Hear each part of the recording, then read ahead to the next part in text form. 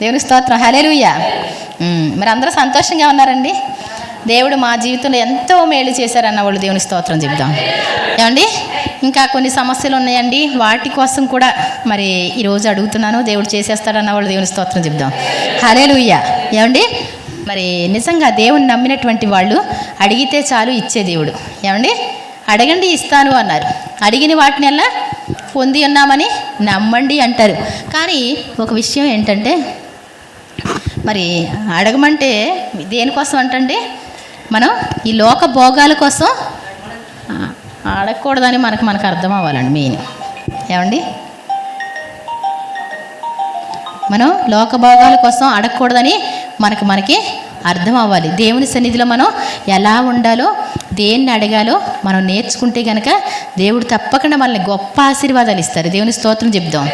ఏమండి, మీ చిన్న పిల్లలకి వాళ్ళు ఏం కోరుకోవాలో వాళ్ళకి తెలియదు. కానీ మీ ఉద్దేశాల ప్రకారం మీరు ఎంత ఉన్నతంగా బిడ్డల్ని చూడాలనుకుంటారు.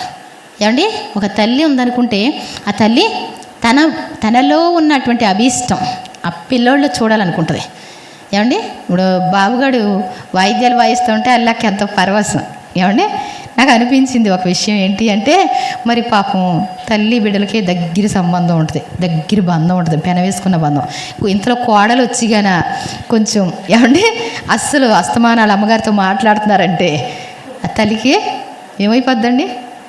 ఉంటుందండి ఎవరికైనా. చిన్నప్పటి నుంచి పసిగుడ్లు కాడి నుంచి ఒళ్ళో పెట్టుకొని, ఏమండి వినోద్ ఒళ్ళో పెట్టుకున్నాడు, గీత ఒళ్ళో పెట్టుకున్నారు. ఏమండి, అలా పెంచుకున్న తర్వాత వాళ్ళు దూరం అయితే ఎలా ఉంటుంది? తల్లిదండ్రులకి బాధ ఉంటుంది. కాబట్టి నిజంగా ఏంటంటే, మరి మనం కూడా ఏంటి అంటే ఉన్నతంగా ఆశీర్వదింపబడాలని దేవుడు చూస్తూ ఉంటాడు. మీ ఉద్దేశాల కంటే నా ఉద్దేశాలు ఇంకా గొప్పగా ఉంటాయని దేవుడు చెప్తున్నాడు. మళ్ళీ చిన్న పిల్లల కాడి నుంచి కూడా దేవుడు ఎంతో మంచిగా పెంచుకోవడానికి ఇష్టపడుతున్నాడు. అంతేనండి. కాబట్టి మరి యేసుప్రభువు వారు చెప్పిన మాటను బట్టి ఏంటంటే, భూమి మీదకి అగ్ని వేయి వచ్చాను, అది మండుచుండవాలని కోరుతున్నాను. ఏమండి, అది ఇప్పుడే మండుతుందని నాకు తెలుసు. ఏమండి, ఏదది ఏంటంట? అత్తకి కోడలికి, తండ్రికి కొడుక్కి, అలాగే మరి కూతురికి తల్లికి విరోధం పెట్టవచ్చి తిని. ఏమండి, యేసుప్రభు వారు ఎందుకు వచ్చారంటండి? పాపులను రక్షించుటకు ఈ లోకములోకి యేసుప్రభు వచ్చాను. అపవాది క్రియలను లయపరచుటకే మనిషి కుమారుడు ప్రత్యక్షమాయను. ఆ తర్వాత ఇంకేంటండి? నశించిన దాన్ని వెదకి రక్షించడానికి వచ్చాడు. మరి భూమి మీదకి అగ్ని వేయి వచ్చి తిని అంటాడు. ఇదేంటి? కొంచెం ఎదిగిన వాళ్ళకి. ఏమండి, ఎదిగినటువంటి వాళ్ళకి. అసలు తండ్రి నిలబడతాడా, కొడుకు నిలబడతాడా, కూతురు నిలబడద్దా, తల్లి నిలబడద్దా, కోడలు నిలబడద్దా, అత్త నిలబడద్దా? ఒకే ఇంటి వారే వానికి విరోధులు అవుతారంటండి. ఇక్కడ మనం ఏం చేయాలి? నిలబడుతున్నామా పడిపోతున్నామా చూసుకోవాలి మనం. ఏమండి, నిలబడటం అంటే ఏంటండి?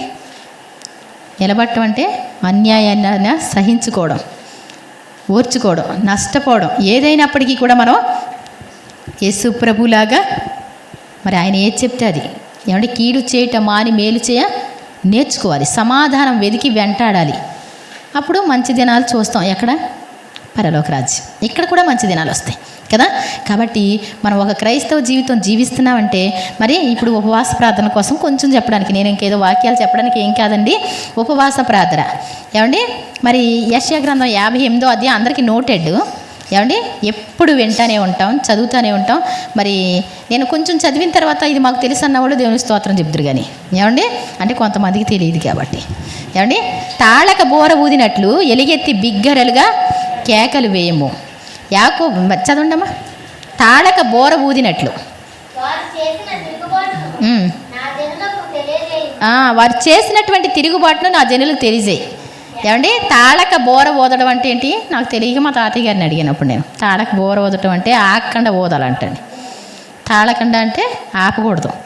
ఏంటి అంటే, వారు చేసిన తిరుగుబాటును ఎవరికి చెప్పాలంటండి? మాకు వచ్చినటువంటి కొంచెం కష్టమైనటువంటి పరిస్థితి ఏంటంటే, ఎక్కువ తిరుగుబాట్లు చెప్తూ ఉంటాం. మా అన్నయ్య కానీ నేను కానీ ఏం చేస్తూ ఉంటాం? తిరుగుబాట్లు చెప్తూ ఉంటాం. మేలు నేర్చుకోండి అని తిరుగుబాట్లు చెప్తూ ఉంటాం. ఆశీర్వాదాల కంటే ఎక్కువగా మరి మనం చేసే తప్పుల కోసం, మరి అంటే తప్పు గమనిస్తే కనుక వాటిని మనం ఏం చేస్తాం? వదులుకోవడానికి అవకాశం ఉంటుందని చెప్తూ ఉంటాం. ఇక్కడ వారు చేసిన తిరుగుబాటును నా జనులకు తెలియచేయండి. వాళ్ళు ఏం తిరుగుబాటు చేశారు? ఏమంటే, తిరుగుబాటు చేస్తున్నామని వాళ్ళకి అనిపించదు. ఎవరి వర్షన్లో వాళ్ళు చెప్పుకుంటూ ఉంటారు. ఏమండి, అమ్మ ఇది నీ తప్పు అని దేవుడు అంటే తప్ప ఎవరికైనా తెలుస్తుందండి? ఏమండి, మన దగ్గర అన్నీ కరెక్టే అనిపిస్తాయి. కానీ ఏమండి, ఇప్పుడు టెస్ట్ పేపర్లో కరెక్టే అని రాసేస్తాం. తర్వాత వచ్చేది ఏంటి మార్కులు? ఏంటి అన్నీ రాసినాం కదా, కరెక్ట్ కదా అని అప్పుడు అర్థమవుతుంది కదండి. తేలిన తర్వాత అర్థమవుతుంది. కాబట్టి వారు చేసిన తిరుగుబాట్లు అంటే ఏంటి? దేవుడు అంటాడు మలాకి 3:7, మీరు మీ పితరుల నుండి నా కట్టడలు గైకొనక వాటిని త్రోసివేశారు. ఏ విషయంలో త్రోసివేశాం అంటారంట. ఎందుకని? వీళ్ళకి తెలియదు. ఏమండి, ఏ విషయంలో త్రోసివేశాం అంటే 10వ భాగములు ప్రతిష్టార్పణలు ఇయ్యక నా దగ్గర మానవుడు దేవుని యొక్క దొంగిలినా మీరు దొంగిలించారు. ఏ విషయంలో దొంగతనం చేసామని మీరు అంటారు, నాకు తెలుసు అని టక్ ఆయనే చెప్పేస్తున్నాడు. ఏమండి, ఆయనే చెప్పేస్తున్నాడు. అంటే నువ్వు నేను అడిగేదాకా కుదరదు కదా, నువ్వు అడిగే ప్రశ్న నేను అడిగే ప్రశ్న ఆయనే రాసేస్తారు. ఏమని? మానవుడు దేవుని యొద్ద దొంగిలినా అయితే మీరు నా యొద్ద దొంగిలిత్రి. ఏమండి, దొంగతనం చేసామా? మరి అందరికీ అర్థం అవుద్దండి. దశంభాగం ఇవ్వలేదు నేను దొంగనే అంటారా? ఇక్కడ కానుక ఎవరైనా సరే ఇక్కడ కానుక వేయడానికి వీల్లేదు కొంతమంది అన్నారు అనుకోండి, అంటారు. ఏమండి, కానుకలు వేయడానికి అందరూ వస్తారు. మీకు సమాధానం లేని వాళ్ళు కానుక వేయొద్దు. ఏమండి, మీకు సమాధానం లేదనుకోండి, మీరు తెచ్చుకున్న డబ్బులు చక్కగా మళ్ళీ జేబులో పెట్టుకుని వెళ్ళిపోవచ్చు సంతోషంగా. ఏమండి, ఇక్కడ వేయక్కర్లా. మీరు 100, 200, 500 ఏమండి పప్పలు కొనుక్కొని తినేయండి. ఏమండి, యాపిల్కాయలు కొనుక్కొని తినేయండి. ఏమండి, అదేంటి అలాగంటదేంటి కానుకేస్తానంటే 500 కాదు 5,000 అయినా సరే 5 లక్షలైనా మీరు ఏం చేయొచ్చు? తీసుకెళ్ళిపోవచ్చు. ఎందుకని? అది వేస్ట్ అండి వేసిన. అండి, ఒకవేళ కుమారక్క పనికొత్త అని పని చేస్తాను కానీ నా పని కూడా వేస్ట్ అయిపోతుంటాయి. అందుకే అక్కడక్కడ పనులు వేస్ట్ అవుతుంటాయి. ఏమండి, అవునా కదా? భక్తి పరులుగా ఉండి మనం కానుకలు వేయాలంట.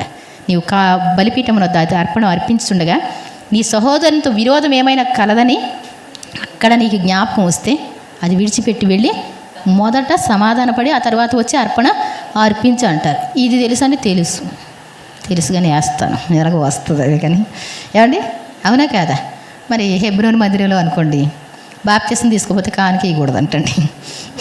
దేవునికి స్తోత్రం చెప్దాం. బాగుందా పద్ధతే? అంతే మరి. బాప్తిసం తీసుకోకుండా అందరూ వేసి వస్తుంటే అలా చూస్తూ ఉండాలి.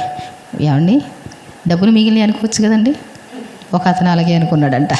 ఒక వారం ఊరుకున్నాడంట. 2వ వారం అందరూ ఇలా చూస్తున్నారంట. బాప్తిసం తీసుకెళ్ళలేదు, ఎవరితో గొడవ పడి వచ్చాడో, ఏదో తప్పు ఉంది పాపం.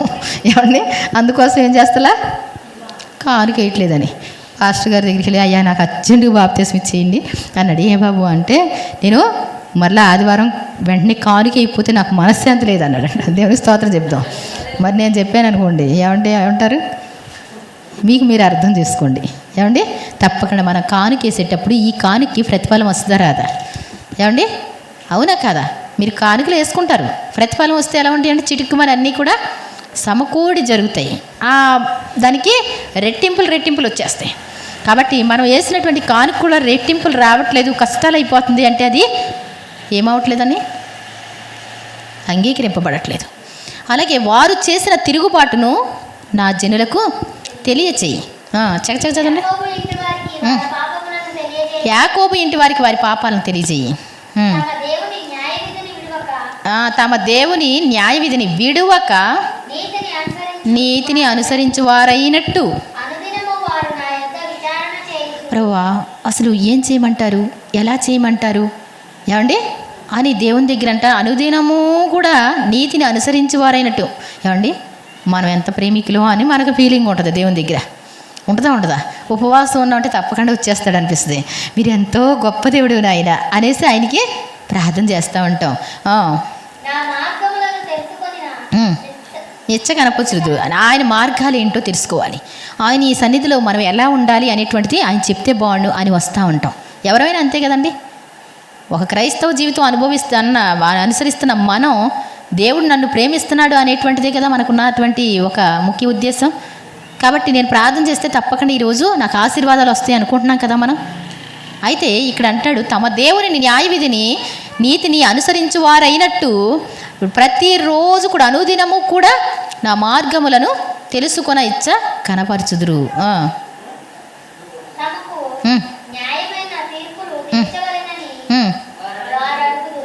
మాకు న్యాయమైన తీర్పులు తెచ్చండి ప్రభువా. వాళ్ళు అన్యాయం అని చెప్తే తప్ప మనకు అర్థం కాదు, మనకు న్యాయమే అనిపిస్తాయి. ఇది కరెక్ట్ ప్రభా, ఇలా తీర్చండి ప్రభా అని చెప్తామంటండి. ఏమండి మనం ప్రార్థన చేసేటప్పుడు ఏమని చేస్తాం? మీరు జడ్జి గారి దగ్గరికి వెళ్ళినప్పుడు, అయ్యా మరి మాకు ఇలా చేయండి, అలా చేయండి, ఏమండి అలా చేయండి, ఇలా చేయండి అన్నారనుకోండి, ఆయన ఏమంటారు? ఏమండి ఎలా చేయాలో నాకు తెలుసు, ఆడ కాగితాలు నీ కాగితాలు ముందు ఇక్కడ ఉంటే ఏం చేస్తాడు ఆయన? ఆ కాగితాల ప్రకారం వచ్చిందే కదండి జడ్జిమెంటు, అవునా కదా? మనం అలా చేయండి, ఇలా చేయండి, ఇద్దరు కూడా ఏమనుకొని వెళ్తారు? ఈసారి మనదే విజయం అని వెళ్తారు. ఎవరైనా సరే ఏమనుకుంటారు? మనదే విజయం అనుకుంటారు. తీరా చూస్తే ఒకటిది వాడిపోద్ది మొఖం, ఒకటిది మరి జరుగుద్దో లేదో అని బాధతో ఉంటే సంతోషకరమైనటువంటి వార్త వింటారు కదా. అసలోడు నిజంగా బాధతోనే ఉంటాడు. ఏమండి మోసగాడు ఎలా ఉంటాడు? ధైర్యంగా ఉంటాడు. ఆ తర్వాత వాడికి ఏమవుద్ది? అప్పుడు వస్తుంది అన్నమాట దిగారు. కాబట్టి ఇక్కడ మరి ఏంటంటండి, తమకు న్యాయమైనటువంటి తీర్పులు జరగాలని కోరుకుంటారు.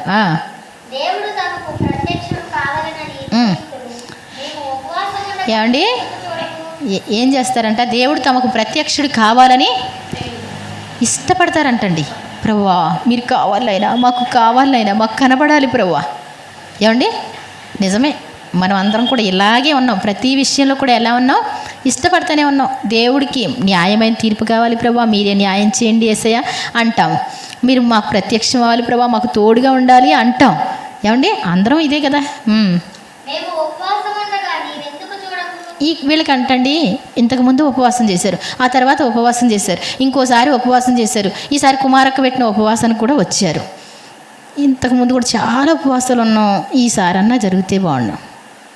మేము ఉపవాసం ఉండగా మీరు ఎందుకు చూడట్లేదు ప్రభువా? చాలాసార్లు ప్రార్థన చేశాను కానీ నేను ఎందుకు జరగట్లేదు? ఏమండి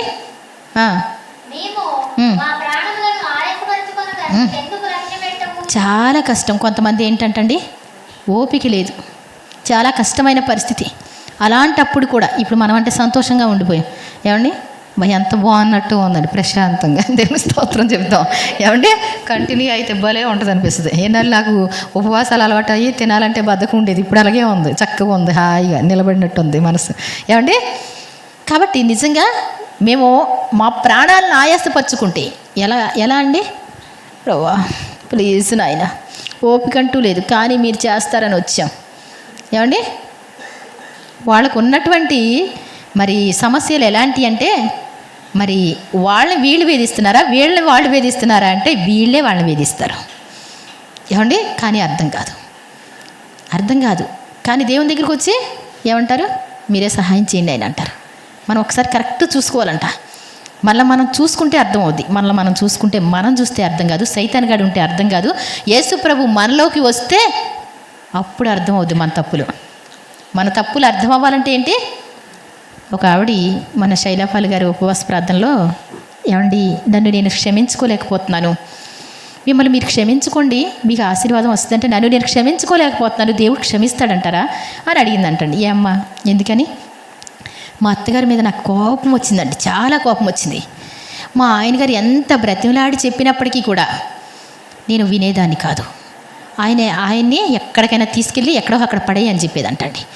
ఆవిడ అమ్మ ఆకలేస్తుంది కొంచెం పెట్టవా అంటే సస్యం పెట్టేది కదంట, ఎదురుగుంట కూడా తినేసేదంట కానీ పెట్టేది కదంట.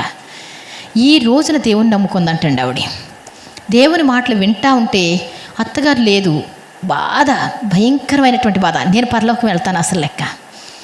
ఆవిడ అమ్మ కొంచెం ఆకలేస్తుంది పెట్టమ్మా అంటే నేను పెట్టను, అసలు నీకు ఇలాంటి దానికి పెట్టను అనేది అంటండి. మరి ఇప్పుడు ఏం చేస్తుందండి? అత్తగారి దగ్గరికి వెళ్ళి పెడతారా? ఏమండి సరే ఇంకేం చేస్తామండి, అయిపోయిన దానికి. ఏమండి ఇంకా శైలాపాల్ గారు కూడా ఆ మనసు అప్పుడే ఉంటే చాలా బాగుండేది, కానీ చాలా విషమించిపోయింది. ఇంకేం చేస్తాం, తప్పదు. యేసు ప్రభు ఎటువంటి వాళ్ళని క్షమించేవాడు కాబట్టి నేను క్షమించమని ప్రార్థన చేస్తానమ్మా, నువ్వు కూడా క్షమించబడతావు, క్షమించమని ప్రార్థన చేసుకో. కానీ నిజంగా అది చాలా పొరపాటు కదండి. ఏమండి ఒక్కొక్కైనా అన్నమైనా అంటాను జడ్జ్ చేసిన పనులకి. ఏమండి ఎంత గ్యాప్ ఉంటుంది మంచానికి, మెల్లిగా దుప్పటంతా లాగేసి కింద పడుకుంటుంది. ఒక్కొక్క నేను ఈయనంటే ఈయనంట, కానీ అన్నిటికీ వేసిన తర్వాత ఏమనిపిస్తుందండి? దాన్ని ప్రత్యేకంగా పిలిచేస్తాను. ఏమండి, మనం కుక్కలకి అలాగే ఉంటాం. మనం మరి మనుషులకి అంత కఠినత్వం చూపిస్తే ఏమండి మంచిదండి? అది మంచిది కాదు కదా. అయ్యో అని చెప్పి ఆ తర్వాత ఆవిడ ప్రార్థన చేసిందంట. కాబట్టి మరి మనం చాలా జాగ్రత్తగా ఒక్క నిమిషంలో మన మనసు చెప్పిందనుకోండి, నేను చెప్తున్నాను ఏంటంటే, ఒక ఆత్మీయుడిగా ఉంటే లోపల ఆత్మ మాట్లాడుతూ ఉంటుంది కదండి. అప్పుడు ఏంటి, నువ్వు తీసుకున్న డిసిషన్ అనేటువంటిది ఇలా చేద్దామా అంటే అది కరెక్ట్ అంటది, అది రాంగ్ అంటది. మీకు అనిపిస్తుందండి అలాగా? దేవుని స్తోత్రం చెప్దాం. ఏమండి, నేను ఇలా చేయను అన్నాం అనుకోండి, అది చాలా రాంగ్ అంటది వెంటనే.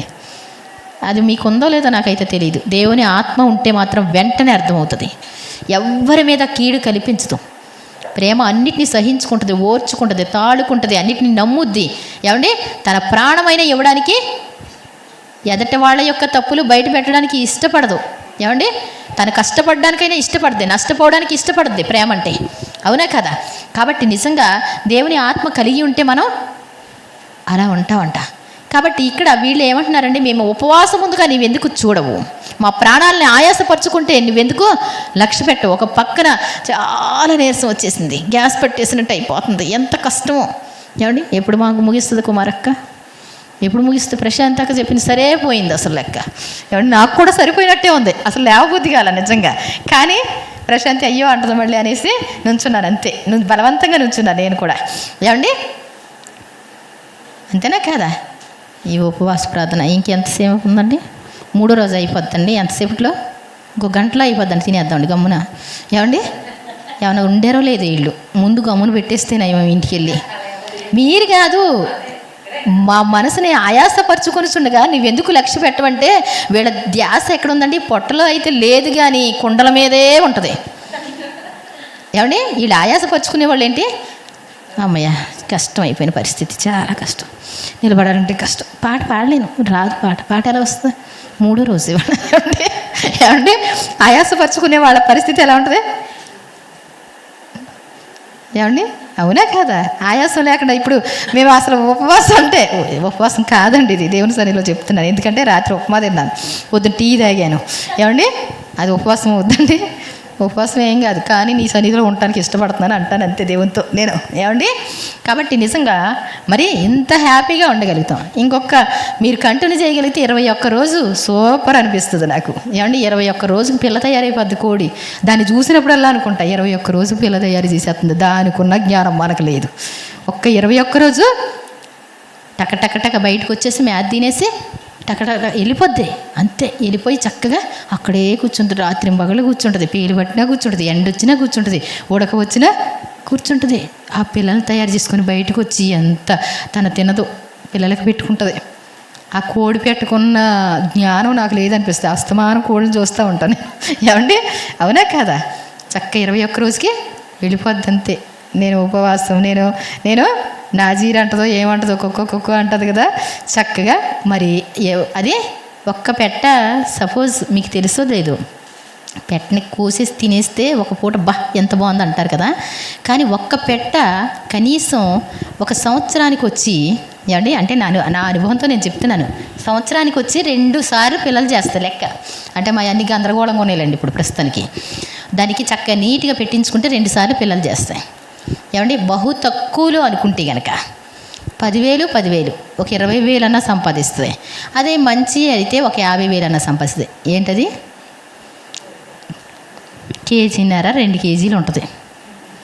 కేజీ కూడా ఉండొచ్చు, కొన్ని ఇంతే ఉంటాయి కొన్ని. ఏమండి, ఒక చిన్ని సందులో ఇరుక్కుంటాయి, చక్కగా పెట్టుకుంటే, జాగ్రత్త చూసి పెట్టుకుంటాయి. వాటికి ఉన్న జ్ఞానం మనకి. ఏమండి, యజమానికి ఎంత మేత తిని పిచ్చి తిని ₹1,000 తీసుకొస్తున్నాయి అవి. మనం ఏం చేస్తున్నామండి అసలు దేవునికి? ఏమండి, మనం అర్థం చేసుకోవాలి. కనీసం సంవత్సరానికి వచ్చి ఒక 20 పిల్లలన్నా తయారు చేసి అప్పచెప్తుంది అది. మనం ఒక్కళ్ళన్నా తయారు చేయగలుగుతామా? ఏమండి, ఒక్కళ్ళన్నా తయారు చేయగలుగుతామా? ఏమండి, ఎందుకని? ఉపవాసం లేదు, ప్రార్థనా శక్తి లేదు. ఏమండి, ఒక్క 21 రోజు చక్కగా కూర్చుంటుంది అది 20 రోజులు. ఏమండి, కాబట్టి మనం ప్రార్థనా శక్తితో నింపబడాలంటే ఏం చేయాలి? మరి ఉపవాసం ఉండాలి. ఉపవాసం లేకుండా పనులకి ఫుల్ స్టాప్ అనేటువంటిది ఉంటుందండి. పనులకి ఫుల్ స్టాప్ ఉండదు. ఉపవాసాలు ఉంటేనే చక్కగా కూర్చోగలుగుతాం, దేని మీద ధ్యాస ఉండదు. కాబట్టి ఇక్కడ ఏంటమ్మా అది, మా ప్రాణములను ఆయాసపరచుకొని నీవెందుకు లక్ష్య పెట్టవు.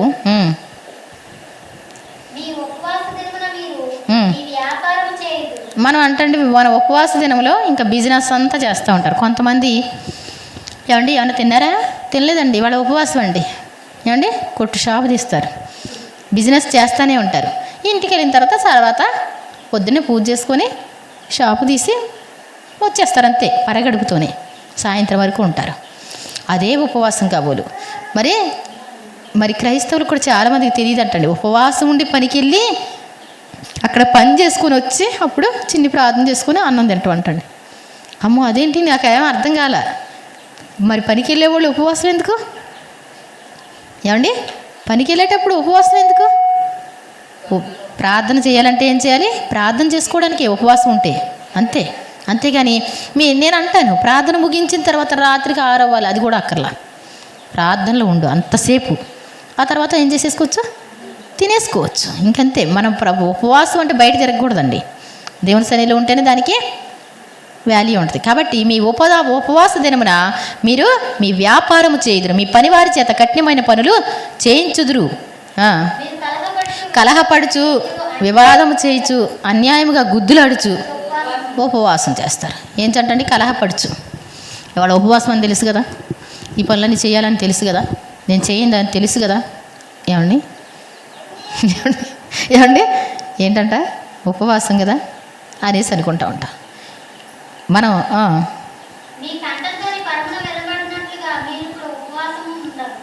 అసలు ఉండట్లేదు అంటండి. మీరు ప్రార్థన చేస్తే పైకి వెళ్ళట్లేదు, అసలు ఇక్కడే ఉంటుంది. అందుకే మీ సమస్యలు ఎక్కడ ఉంటున్నాయి?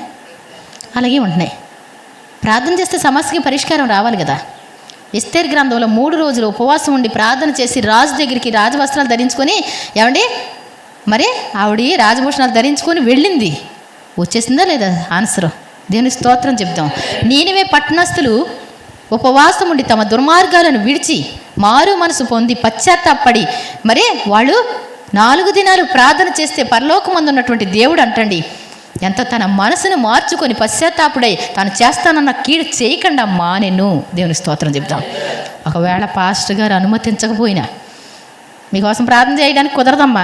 అసలు ప్రార్థనకు వచ్చేవాళ్ళు కాదు, ఏం కాదు. కానీ మీరు ఏమండి దుర్మార్గులు, మీరు భయంకరమైన వారు. యోనా గారు ఏం చేశారండి? నీనివే పట్టణానికి నేస్తాల్లో వాక్యాల్లో కూడా ఉంటుందండి. నీవు బహు దౌర్భాగ్యుడు కాబట్టి పనికి మాలిన వాడు, నీకు సమాధి సిద్ధం చేస్తున్నానంటాడు దేవుడు.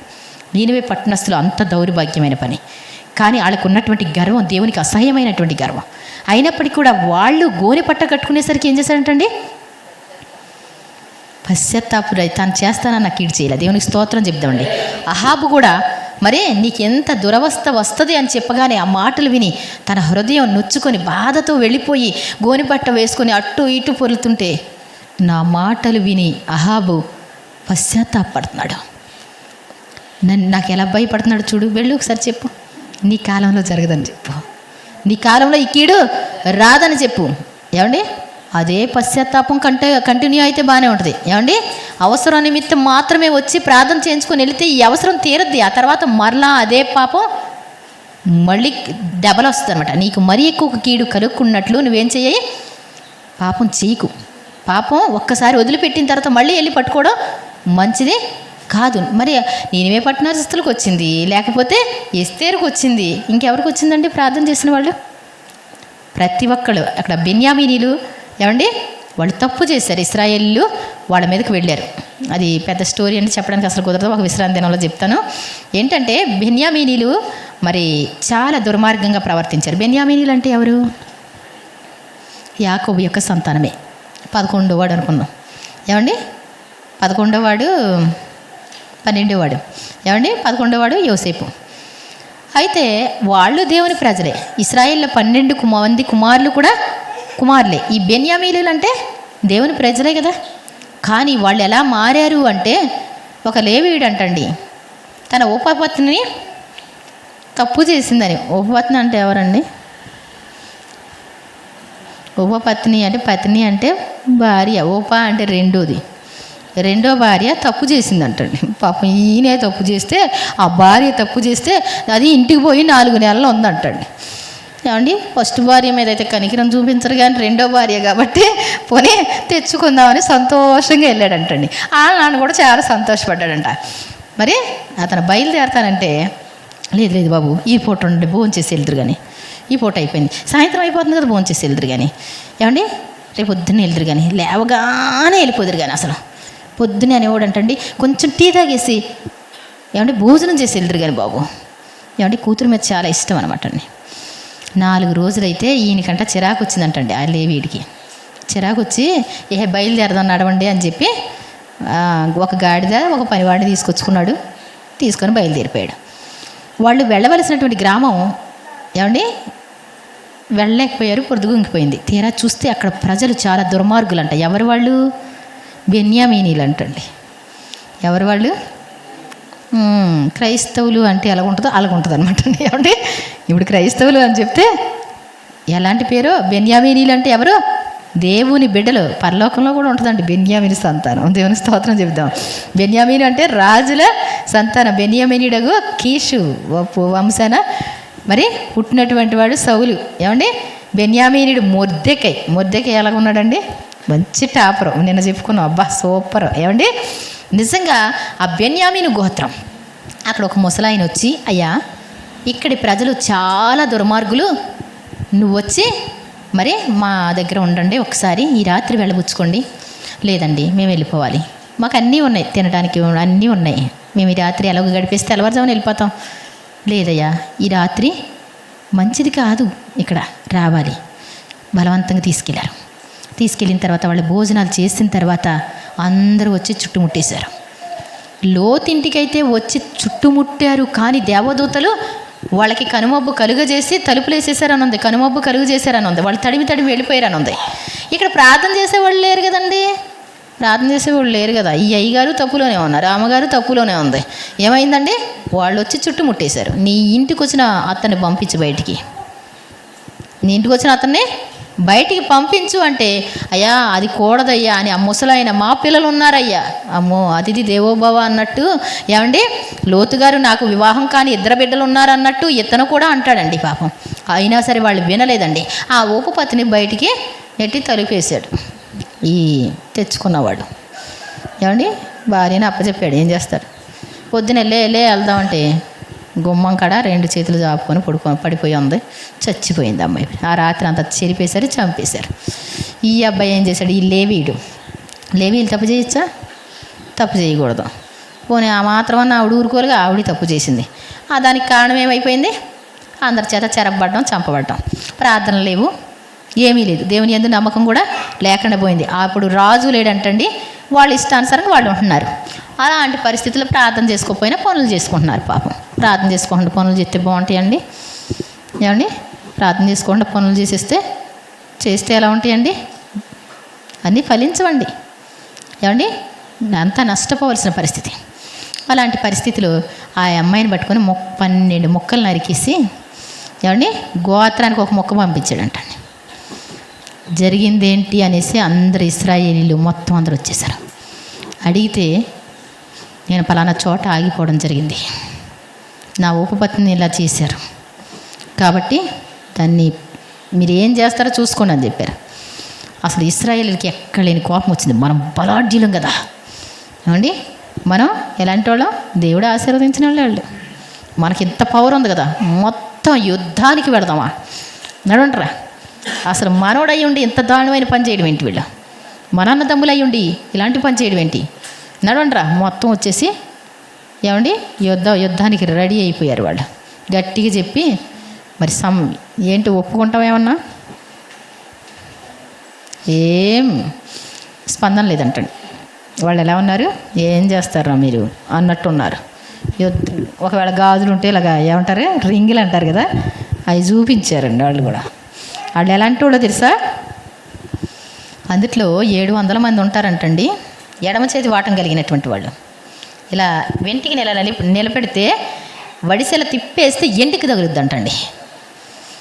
నార్మల్ వాళ్ళు కాదు, మనకి బలం ఉంది ఫుల్గా, వాడెవడు చెప్పడానికి, మాకు చుట్టాలక్కర్లా బంధువులు అక్కర్లా, దేవుడు కూడా అవసరం లేదు అన్నట్టు ఉన్నారంటండి. వీళ్ళందరూ వచ్చేసి వాళ్ళ మీద పడ్డారండి. ఇశ్రాయేల్ ప్రజలు 4 లక్షల మంది వచ్చారు. వీళ్ళు బాగా చిన్న సైన్యం.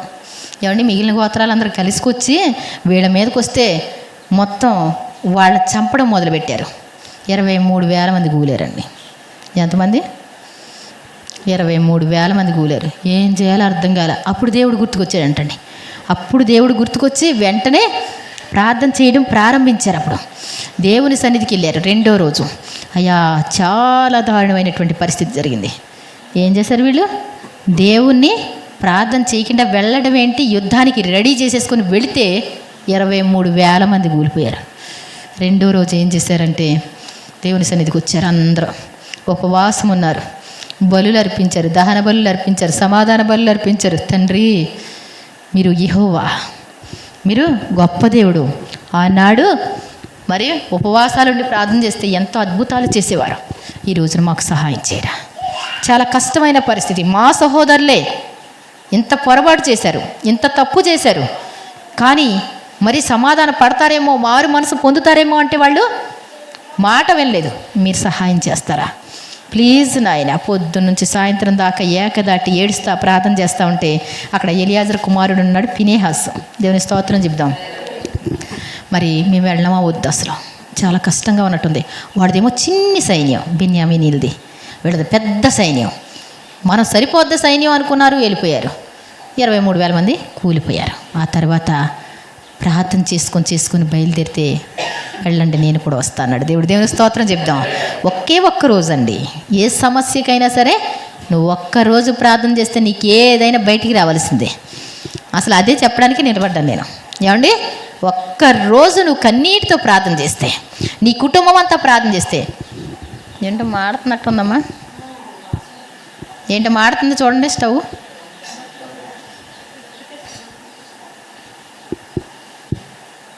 కడుపులో మాడుతున్నాయా, పెనం మీద మాడుతున్నాయా అన్నా?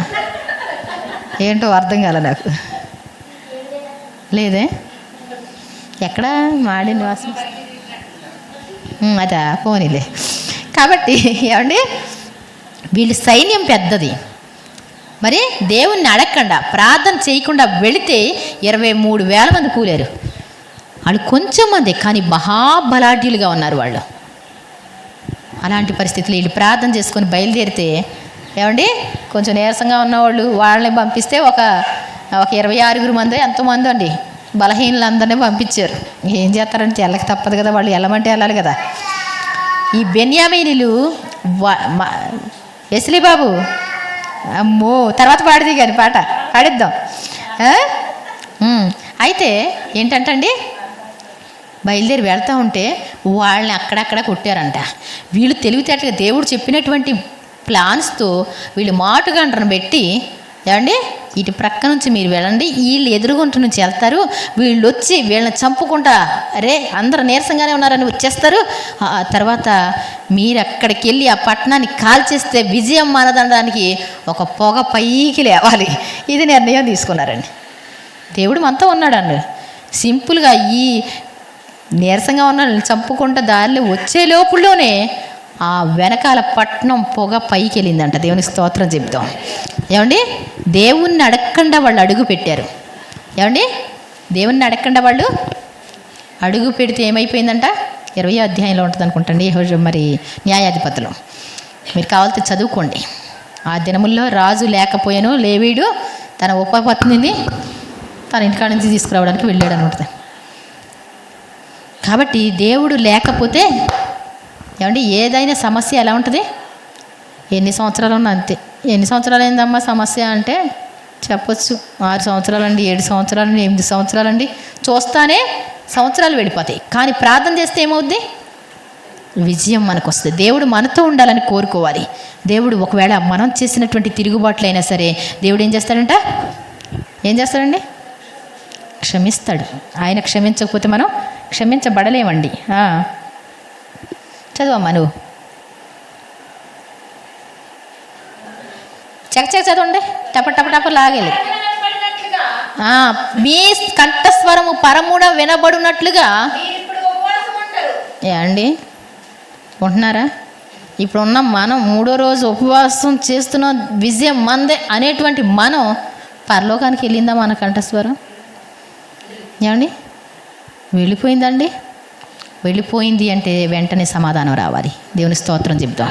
అదే నీకు నీ దర్శనం, అంతకంటే ఏమీ లేదు. అంతేనా కదా? పరలోకానికి వెళ్ళిందంటే ఏంటి? వెంటనే ఆన్సర్ ఎంతసేపట్లో వస్తుంది?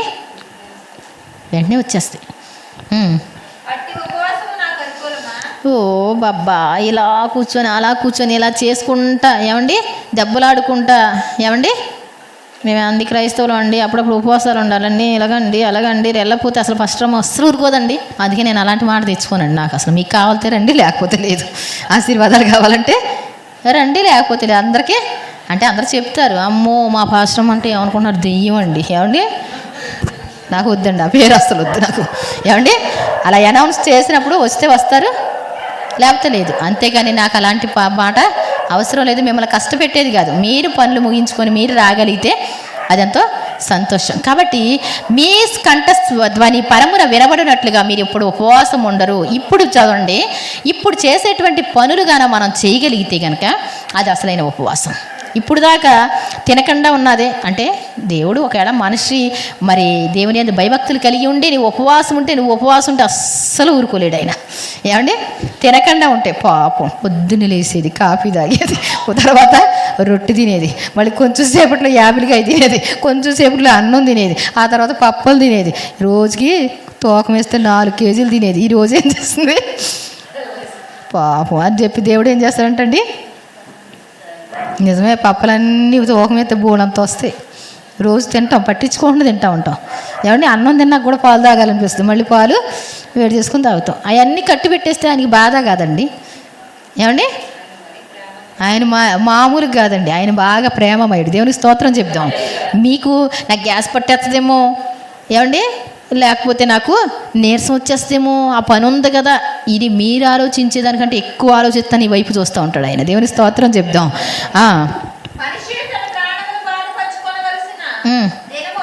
అదేంటమ్మా నా దగ్గరికి వచ్చి మీరు బాధపడటం, నా దగ్గరికి వచ్చి నీరసంగా మాట్లాడడం అదేనా?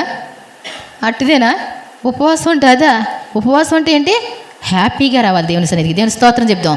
మీ సమస్య పోద్దని చెప్పి, నాకు కార్యం జరుగుద్దని, ఏమండి మాకు పిల్లలు పుడతారని, నాకు పెళ్ళి అయిపోద్దని, నాకు ఉద్యోగం వస్తుందని, ఏమండి అలా హ్యాపీగా రావాలి. కానీ ఏమండి ఏడుపు మొహాలు వేసుకొని వస్తారా ఉపవాసం అంటే?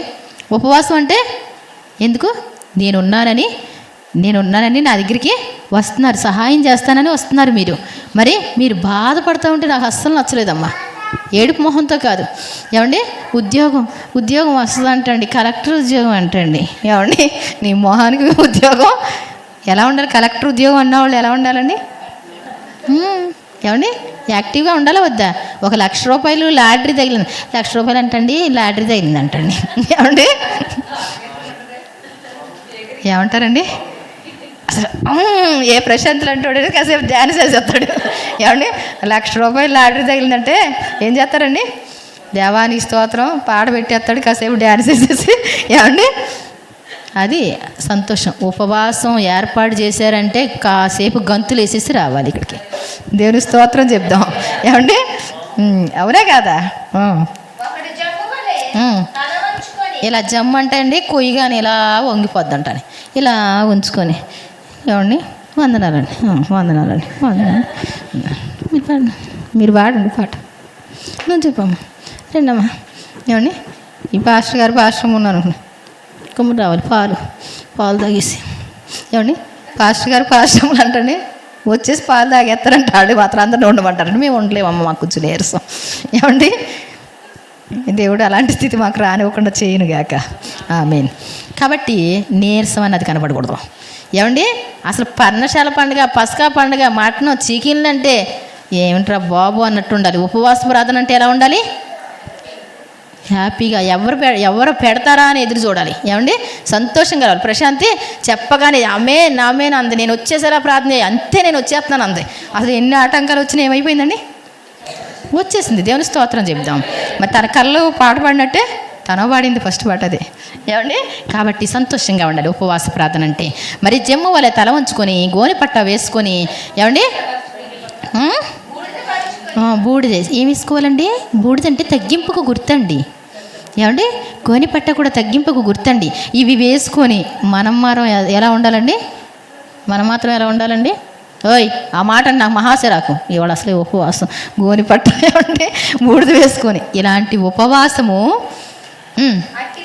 అట్టి ఉపవాసము నాకు అనుకూలమని మీరు అనుకుందురా? దేవునికి అది ప్రీతికరం కాదు, దేవునికి ఇష్టం కాదు అలాంటి ఉపవాసం. నువ్వు న్యాయంగా ఉండాలి. కలహపడుచు గుద్దుకుంటూ ఇలా ఉంటే అది దేవునికి ఇష్టమైన ఉపవాసం కానే కాదు. అసలైన ఉపవాసం చెప్తున్నాడు.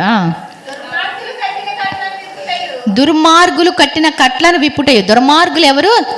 మార్గం తప్పినటువంటి వాళ్ళు, దేవుణ్ణి అనుసరించినటువంటి వాళ్ళు, మరి వాళ్ళు మానవత్వం లేనటువంటి వాళ్ళు.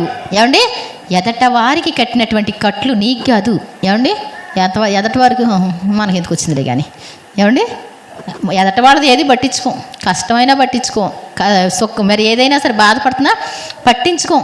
కానీ మనకేం జరగాలి? మనకు మేలు జరగాలి. ఏమండి? ఒక మాస్టర్ గారు ఉంటాడు. అమ్మా వందనాలు, వందనాలు అమ్మగారు, వందనాలండి, వందనాలండి. అలాగేనండి. ఆయన స్టోరీ చెప్తుంటారు, మనకు అర్థమైపోవాలి, మనకు కానికేసుకోవాలి. ఒకవేళగాన సర్లేండి చూస్తానండి అన్నాను అనుకో, అంట్లు తోముతున్నాను అనుకో, ఏమండి ఏమండి ఆడ మనం వినకపోతే మనమని ఎలాగంటాడు? అసలు లోపల ఉన్నది అస్తమానం బోధిస్తూనే ఉంటుంది. ఆ గ్లాసులో అయ్యో వదిలిపెట్టేసి వెళ్ళి చిటుక్కు మనకు డబ్బులు కొట్టేసి వచ్చాక అప్పుడు సమ్మగుంటుంది. ఏమండి? నువ్వు ప్రార్థన చేస్తే వెళ్ళిపోద్దా? ఆ అబ్బాయికి వేయకుండా ఈయనకి ప్రార్థన చేసి వెళ్తుందా? ఏమండి? మొదలు లోపల ఉన్నది చాలా కష్టం, బయట ఉన్నదైతే ఎవరి కూడా చెప్పు ఊరుకోవచ్చు. ఏమండి? మనకు ఉన్నా లేకపోయినా ఏం చేయొచ్చు? చెప్పు ఊరుకోవచ్చు బయట వాళ్ళతో. లోపల ఉన్నది ఏమంటుందంటే, మరి ఇప్పుడు ప్రార్థన చేస్తే సూపర్గా టిక్మని వెళ్ళిపోద్దా ప్రార్థన అంటదండి. నిజంగా అంటదండి అది. అందుకోసం వెంటనే వందనాలండి అంట. గబుక్కుని మర్చిపోయాను అనుకో, వెంటనే మళ్ళీ చేస్తాడు ఆయన. ఫోన్లే మంచిదే గుర్తు చేస్తాం, మంచిదే కదండి. కాబట్టి నిజంగా మన కంఠస్వరం పరమున వినబడినట్లు దుర్మార్గులు కట్టిన కట్లను విప్పుటయు. భేదవాళ్ళు ఎవరైనా ఉంటే, కష్టంలో ఉన్న వాళ్ళు ఉంటే వాళ్ళకి సహాయం చేయడం, మరి వాళ్ళు కదలలేని పరిస్థితులు ఉంటే వాళ్ళని నడిపించేటువంటి బాధ్యత మనకుందండి. మోకులు కాడిమాను మోకులు. కాడి అంటే ఒక మనిషి కదల లేకుండా కాడి వాళ్ళ మీద పెట్టేస్తారు. అక్కడే తిరుగుతూ ఉంటాడు. ఇంకంతే. ఏంట్రా ఎప్పుడు బాగుపడేది? చూద్దాంలే. మైండు రాదు, నువ్వు మనిషికి చురుగుదనం రాదు, నువ్వు హెల్ప్ చేసినా అడుగేయలేడు. ఇదే పరిస్థితిలో ఉంటాడు. అలాంటి వాళ్ళ కోసం నువ్వేం చేయాలి? ప్రార్థన చేయాలి. కాడిమాను మోకులు తీయుటయు. తేయడం అంటే ఏంటి? దుర్మార్గులు కట్టిన కట్లను విప్పుటయు. కాడిమాను మోకులు తీయుటయు. బాధింపబడినటువంటి వాళ్ళు ఎవరైనా ఉంటే వెళ్ళి నీ నోరు అవశ్యంగా తెరవాలి. ఏమంటే ప్రార్థన కూడా చెయ్యాలి. మదర్ తెరీసా అన్నట్టు ప్రార్థించే పెదవులకన్నా సహాయం చేసే చేతులు విన్నా అంటది. ఎందుకని? చాలామంది ప్రార్థనలు చేశారు. నా జీవితం అంకితం చేస్తే కొంతమంది నాకు కొంచెం జీవితం అంకితం చేశానని కొన్ని డబ్బులన్నా పేదవాళ్ళకి వచ్చి పెడతారని ఆవిడ పెళ్లి చేసుకోకుండా అర్పించేసింది. ఓహో, మదర్ తెరీసా డబ్బులు సంపాదించుకుంటా వచ్చిందండి, పేరు తెచ్చుకుంటా వచ్చిందండి. దేనికోసం వచ్చింది ఆవిడ? దేవుని సేవ చేయడానికి. దేవునికి మరి సేవ, దేవుని సేవ అది అనేకులకు ఆదర్శంగా నిలబడటానికి. ఆవిడ హృదయంలో దేవుడు అది పెట్టాడు. ఆవిడని చూసి నేర్చుకోవాలి కదండి. దుర్మార్గులు కనేసి పడేసిన పిల్లలు, పందులతో కుక్కలతో తినే పిల్లల్ని తెచ్చుకుని, ఏమండి ఆ పిల్లల్ని తెచ్చుకొని ఒక చెప్పులు కొని పెడితే ఎంత హ్యాపీ అనుకుంటాం. మరి జీవితాంతం పోషించింది. సొంత పిల్లల్ని పోషిస్తున్నారండి జీవితాంతం. ఏమండి? ఒక అందగత్తి, చిన్న వయసు, ఏమండి చక్కగా చాలా అందగత్తి ఆవిడ, చిన్న వయసు, ఒక 10 మంది పిల్లల్ని వేసుకొని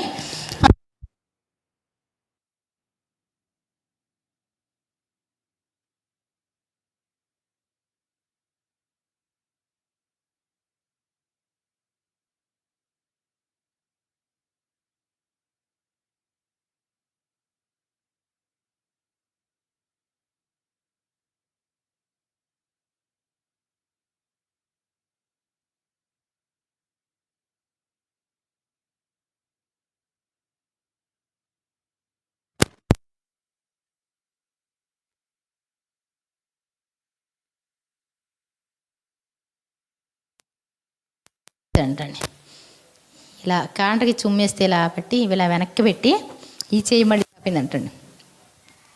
పోన్లే, ఇది నాకు నా పిల్లలకే ఉన్నాయి. ఏమండి, అంత సహనం మనకుంటుందండి? అంత ఓర్పు మనకుంటుందా? పెళ్లి చేసుకోకుండా పిల్లల్ని, డ్రైనేజీల్లో ఉన్నటువంటి పిల్లల్ని, మురికి వాళ్ళలో ఉన్న పిల్లల్ని ఇలా చూసి కిటికీలోంచి చూస్తే వాళ్ళని ఎవరైనా తెచ్చి పెంచుకుంటే నయంగా అంటే నువ్వే పెంచుకోవచ్చు కదా అన్నాడంట దేవుడు. ఆ మాటను బట్టి ఆవిడ దిగి వెళ్ళి ఆ మురికిలో ఉన్న పిల్లల్ని తీసుకొచ్చుకొని అడుక్కొని వాళ్ళని పెంచింది.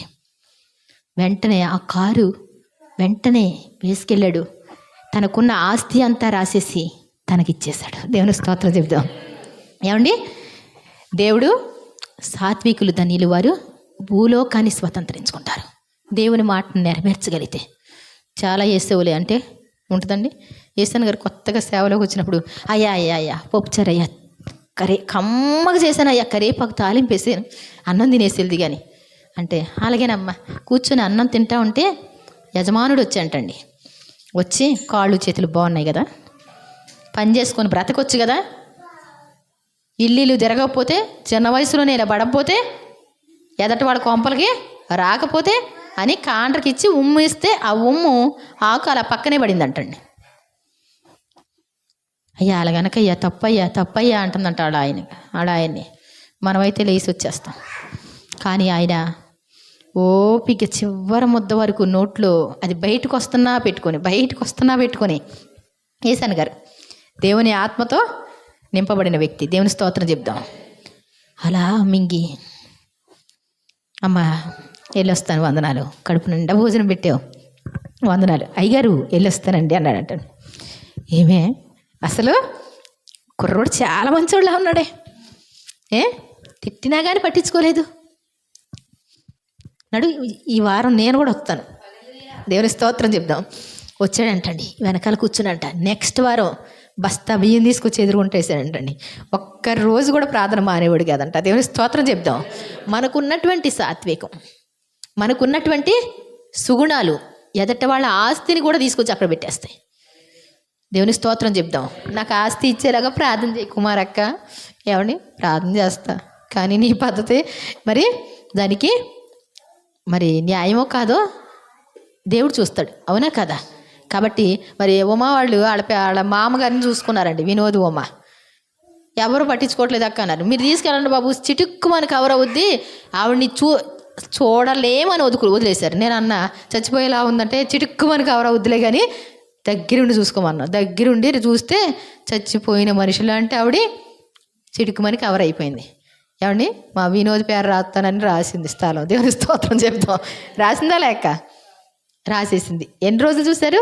ఇప్పుడు అక్కడే ఉంది మీ దగ్గరనే, మళ్ళీ వెళ్ళిపోయింది. ఏమండి, అక్కడికి ఆ ఇంటికి వెళ్ళిపోయింది మళ్ళీ. మరి ఆ స్థలాన్ని వీళ్ళకే ఎన్ని రోజులు చూసారమ్మా? ఒక నెల చూసుంటారంటండి. అస్సలు వినోద్ అంటే అస్సలు కుదరదండి, ఆవిడకి అసలు కుదరదు. అలాంటి ఆవిడని దేవుడు తీసుకొచ్చి ఏం చేశాడు? వీళ్ళు కొంచెం సాత్వికం చూపిస్తే ఏం చేశాడు? ఇస్తాడు దేవుడు. దేవుని స్తోత్రం చెప్దాం. మనం ప్రార్థన చేస్తే టక్మని ప్రార్థన వెళ్ళాలి అంటే, మనం ఉపవాసం ఉన్నామంటే సాయంత్రానికల్లా రెడీ అయిపోద్దండి. ఏమండి, తెల్లారేసరికి ఏమైపోద్దండి? నీకు పండగే. దేవుని స్తోత్రం చెప్దాం. ప్రతి కాడిని విరుగగొట్టుటయు. చూడండి, ఎక్కడ నీకు ఎవరు బాధలో ఉన్నారో, ఎవరు కష్టంలో ఉన్నారో, ఎవరు దుఃఖంలో ఉన్నారో, ప్రతి ఒక్కరికి కూడా నువ్వు చేయవలసినటువంటి శక్తి లోపం లేకుండా చేయడానికి దేవుడు నీకు ఇచ్చినటువంటి పరిస్థితిలో నువ్వు చేయగలిగితే, ఏమండి, ఉంది నీ దగ్గర ఉన్నప్పుడు కూడా పడకపోతే దేనికండి? ఒకళ్ళకి మంచినీళ్ళు అయిపోతున్నాయి, బింది నిండా నీళ్ళు ఉన్నాయి, నీకు ఎందుకు నీకు బింది? ఏమండి, 4 బకెట్లు నీళ్ళు కావాలి, నీ ఇంట్లో మోటార్ ఉంది, నువ్వు ఇవ్వవు, ఎందుకు నీకు మోటారు? ఏమండి, అంతేనా కాదండి?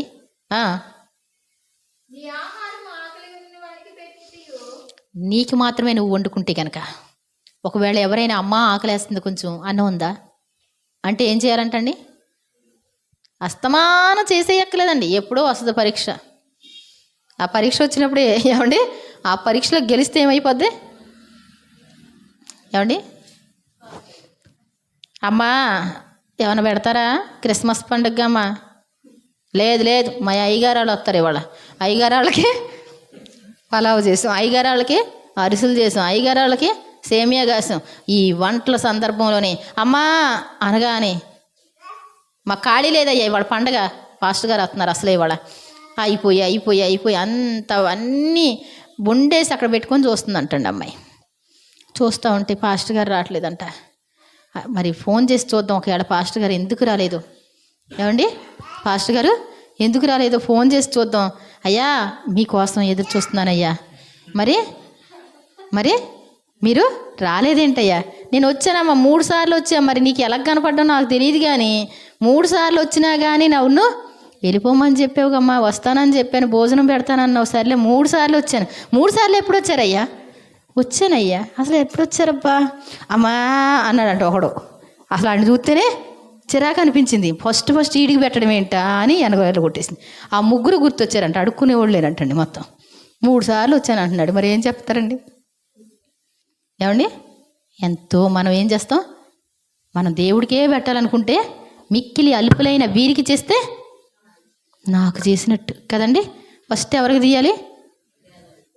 అబ్బా మా పిల్లలకి తీయకండి ముందు, ఏమండి? ఆశీర్వాదాలు ఉండవండి. ఫస్ట్ చేసిన దాంట్లో కొంచెం పక్కన పెట్టుకోండి. ప్రభువుని మీరు ఎవరిని పంపిస్తారో, ఏమండి? దేవుని సేవకులు దూరంగా ఉంటే పోనీ ఎవరినన్నా పంపిస్తే ఆయన్ని బాగా పూజ చేసేవాడు వచ్చి అడుగు పెట్టకండి, ఏమండి? అది కూడా చెప్పకపోతే మళ్ళీ ఏమ్మా నువ్వు పెట్టమన్నావు అంటారు, ఏమండి?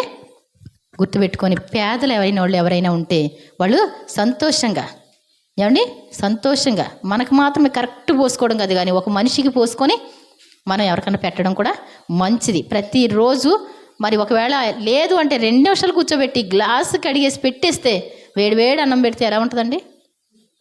సంతోషమే కదండి. కాబట్టి నీ ఆహారం ఆకలి కొనిన వానికి ఇచ్చి, రక్త సంబంధులు ఉన్నారనుకోండి, నాకు కుదరదు అక్క, నాకు అసలు కుదరదు. ఎందుకని? పొలంలో అటు తీసుకోమంటే ఇటు తీసుకోమన్నారు, అది మంచిది కాదు, ఏమండి? నాకు కుదరదు, నేను మాట్లాడను, నాకు కుదరదు. అలాంటి ప్రార్థనలో ఉపవాసం ఉన్నట్టండి. దుర్మార్గులు కట్టిన కట్టలను వెప్పుటయు, కాడిమాను మోకులు తీయటయు, ఏమండి? వస్త్రహీనుడు ఇంకా ఏంటంటండి, కొంచెం పైన దుర్మార్గులు కట్టిన కట్టలను విప్పుటయు, కాడిమాను మోకులు తీయటయు, బాధింపబడిన వారిని విడిపించుటయు, ప్రతి కాడిని విరగొట్టు. ఇవన్నీ చేయకుండా ఉపవాసం ఉంటే ప్రయోజనం లేదు, ఏమండి? ఒకవేళ ఇప్పుడే కనుక మనసుకి మనం చేసినటువంటి ప్రార్థనలు 3 రోజులు ఉపవాసం ఉండి ప్రార్థన చేశాను కదా, ఒకవేళ ఇందులో ఏమైనా అడ్డులు ఆటంకాలు ఉంటే ప్రభువా నన్ను క్షమించండి, నేను అలా ఉండడానికి సహాయం చేయండి, ఈసారికి నాకు మీరు మేలు చేయండి ప్రభువా, ఈసారి కాడి నుంచి నీ బిడ్డగా ఉంటాను, నా నీతిని బట్టి కాదు, నా భక్తిని బట్టి కాదు, ఏమండి మనకు న్యాయం ఉందని కాదు, ఎంతో మరి ఒకవేళ నాలో ఉన్నటువంటి పొరపాట్లు తప్పులుంటే క్షమించండి ప్రభువా అని ప్రార్థన చేసుకుంటే దేవుడు ఏం చేస్తాడంట? వస్త్రహీనుడు నీకు కనపడినప్పుడు వస్త్రములు ఇచ్చుట, ఆకలి ఉన్న వారికి నీ ఆహారం పెట్టుటయు. వస్త్రహీనుడు కనపడినప్పుడు ఆ తర్వాత ఉంది అది ఏంటంటండి, అందరికీ సహాయం చేయాలి, అందరికీ మంచితనంగా ఉండాలి, ఏమండి?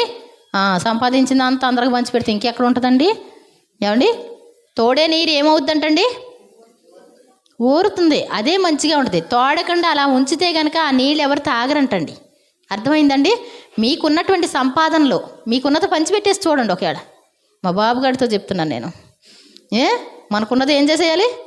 చిన్న వయసులో పంచిపెట్టడం ఆరంభిస్తే అబ్బా ఏం ఆశీర్వాదాలు వస్తాయండి. దేవుని స్తోత్రం చెప్తాం. చిన్నపిల్లలు నేర్చుకోవాలి. పిల్లలందరూ కూడా పప్పలకి ఇచ్చారనుకోండి, అక్కడ ఇక్కడ పోగేసి మొత్తం అన్నా పోగేసి, ఏమండి ఏం బారు చాకులిట్లు, ఏమండి అయ్యిగా ఏం చేయాలి?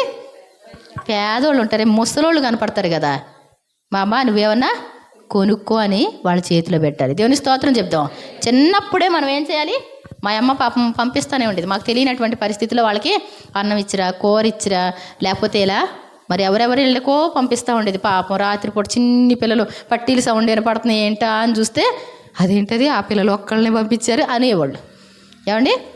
ఒక చాకలోళ్ళు ఉండేవాళ్ళు అండి, అసలు బట్టలు ఉండేవి కావు. అప్పుడు అక్కడికి ఒక బడ్డీ కింద పడిపోయి మమ్మల్ని తిడతా ఉండేది చిన్నప్పుడు. తీరా ఒక బడ్డీ కింద ఉండి ఓ అరుస్తూ ఉండేది ఆ అమ్మాయి. అవన్నీ మట్టి అంతా కెలికేసుకుంటా వాళ్ళకి అన్నం పెట్టరమ్మనేది. రోజు సైకిల్ వేసుకెళ్ళి పెట్టొచ్చేదాన్ని. మరి ఒకవేళగాన మరి కుదరకపోతే కనుక అక్కడికక్కడ కొనేసి ఇచ్చేసి వచ్చేదాన్ని. ఎందుకు ఇస్తున్నారు అలాగే అనేవాళ్ళు. మరి బట్టలు లేవని చెప్తే మా అమ్మ చీర తీసుకెళ్ళి కప్పడం, ఆ బడ్డీ కింద పడుకొని ఉండేది అమ్మాయి. మనం ఏం చేయాలి? మన పిల్లలకి నేర్పించుకోవాలండి. ఒకవేళ మనం ఆస్తులుండి అంతస్తులుండి లగ్జరీ లైఫ్ అనుభవించి రేపు పొద్దుట నరకంలో పోయేదానికంటే ఇక్కడ మదర్ తెరిసేలాగా కుష్టు రోగులకి హెల్ప్ చేసుకొని పరలోక రాజ్యంలో గొప్ప సింహాసనం అధిష్ఠించడం మేలు. అంతేనా కదా? దేవుని స్తోత్రం చెప్దాం. మరి మనకున్న దాంట్లో కొంచెం పంచిపెట్టుకోవడం నేర్చుకోవాలి. అది ప్రతి ఒక్కరికి కూడా సహాయం చేయగలగాలి. మరి ఎవరికైనా మరి కష్టంలో ఉన్న వాళ్ళకి నీ నోరు తెరవాలి. అది దేవుడు ఇష్టపడతాడా? ఇలా చేస్తే గనక నీ వెలుగు వేకువ చుక్క వలె ఉదయించును. దేవుని స్తోత్రం చెప్తాండి. వెలుగు ఉదయించడం అంటే ఏంటండి? దేవుడు నీ దగ్గర ఉంటే అందరూ పరిగెత్తుకొస్తారండి. అందరూ నీ దగ్గర వెలుగు ఉందంటేనే అన్నీ కూడా పురుగులన్నీ వస్తాయి. లైట్ ఇగానే ఏం చేస్తాయి? లైట్ ఆరిపోయి పురుగులు వచ్చేస్తాయి అంటారు. లైట్ వేస్తే ఏమవుద్ది? నీ వెలుగుకి అందరూ పరిగెత్తుకొస్తారు. నీ వెలుగు వేకువ చుక్క వలె ఉదయించును. వేకువ చుక్క ఏం చేస్తుంది అంటండి? ఏమండి? స్టార్లా వచ్చి ఆ తర్వాత అలా పెద్దదైపోయి మెట్ట మధ్యాహ్నం వరకు కూడా తేజ వెళ్ళిపోద్ది కదా. నీ వెలుగు ఇవన్నీ చేస్తే గనక, ఈ మంచి పనులన్నీ చేస్తే గనక నువ్వు నీ వెలుగు వేకువ చుక్క వలె ఉదయించును. అబ్బా, రోగానికి ఇది ఎలా తగ్గుద్దండి? నాకు వెంటనే వస్తుంది శీఘ్రంగా. అంటే నాకు మాత్రం అండి, మీరు చెప్తే నమ్మండి, చెప్పకపోతే మేము వింటే వినండి, లేకపోతే లేదు. కానీ తలనొప్పి వచ్చింది అనుకోండి, 10 నిమిషాలు అంటే చాలా కష్టం నాకు. ఇంక ఏ నొప్పి అయినా 10 నిమిషాల్లో కుదరదు. 10 నిమిషాలు ఎక్కువ నాకు. దాన్ని అడిగిపోవాలి ఎటు హట్టు. ఏమండి? ఈ దేవుణ్ణే కంగారు పెట్టేస్తాను నేను. ఏమండి? ఇది ఎలా తగ్గుద్ది? దేనికి వచ్చింది అసలు? దానికి వచ్చిందా? దీనికి వచ్చిందా? ఇంక ప్రార్థన చేయడం. ఏమండి? ట్యాబ్లెట్లు మింగడం, అది తినడం, ఇది తినడం, మళ్ళీ వచ్చి ప్రార్థన చేయడం. 10 నిమిషాలు రిలీఫ్ అవ్వాలి. ఇన్ని సంవత్సరాల నుంచి అనటానికి నాకు అసలు కుదరదండి. ఇది కూడా నా దగ్గర అస్సలు ఉండనివ్వలేను నేను. కొంచెం బాధ వచ్చింది అంటే కొంచెం సేపు కూడా ఉండటానికి వీల్లేదు. కింద మీద పడిపోయినట్టు అది తరిమేయాలి మొత్తానికి. కాబట్టి స్వస్థతని శీఘ్రం అంటే ఏంటి? మా అమ్మ అంటా ఉండేది, ఏమనేది?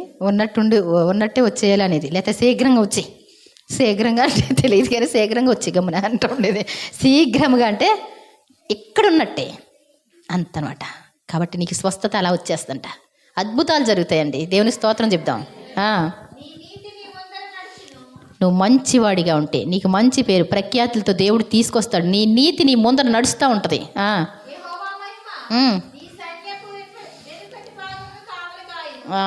దేవుడు లేకపోతే మనం ఇక్కడ ఇలా ఉండమండి. ఏమండి?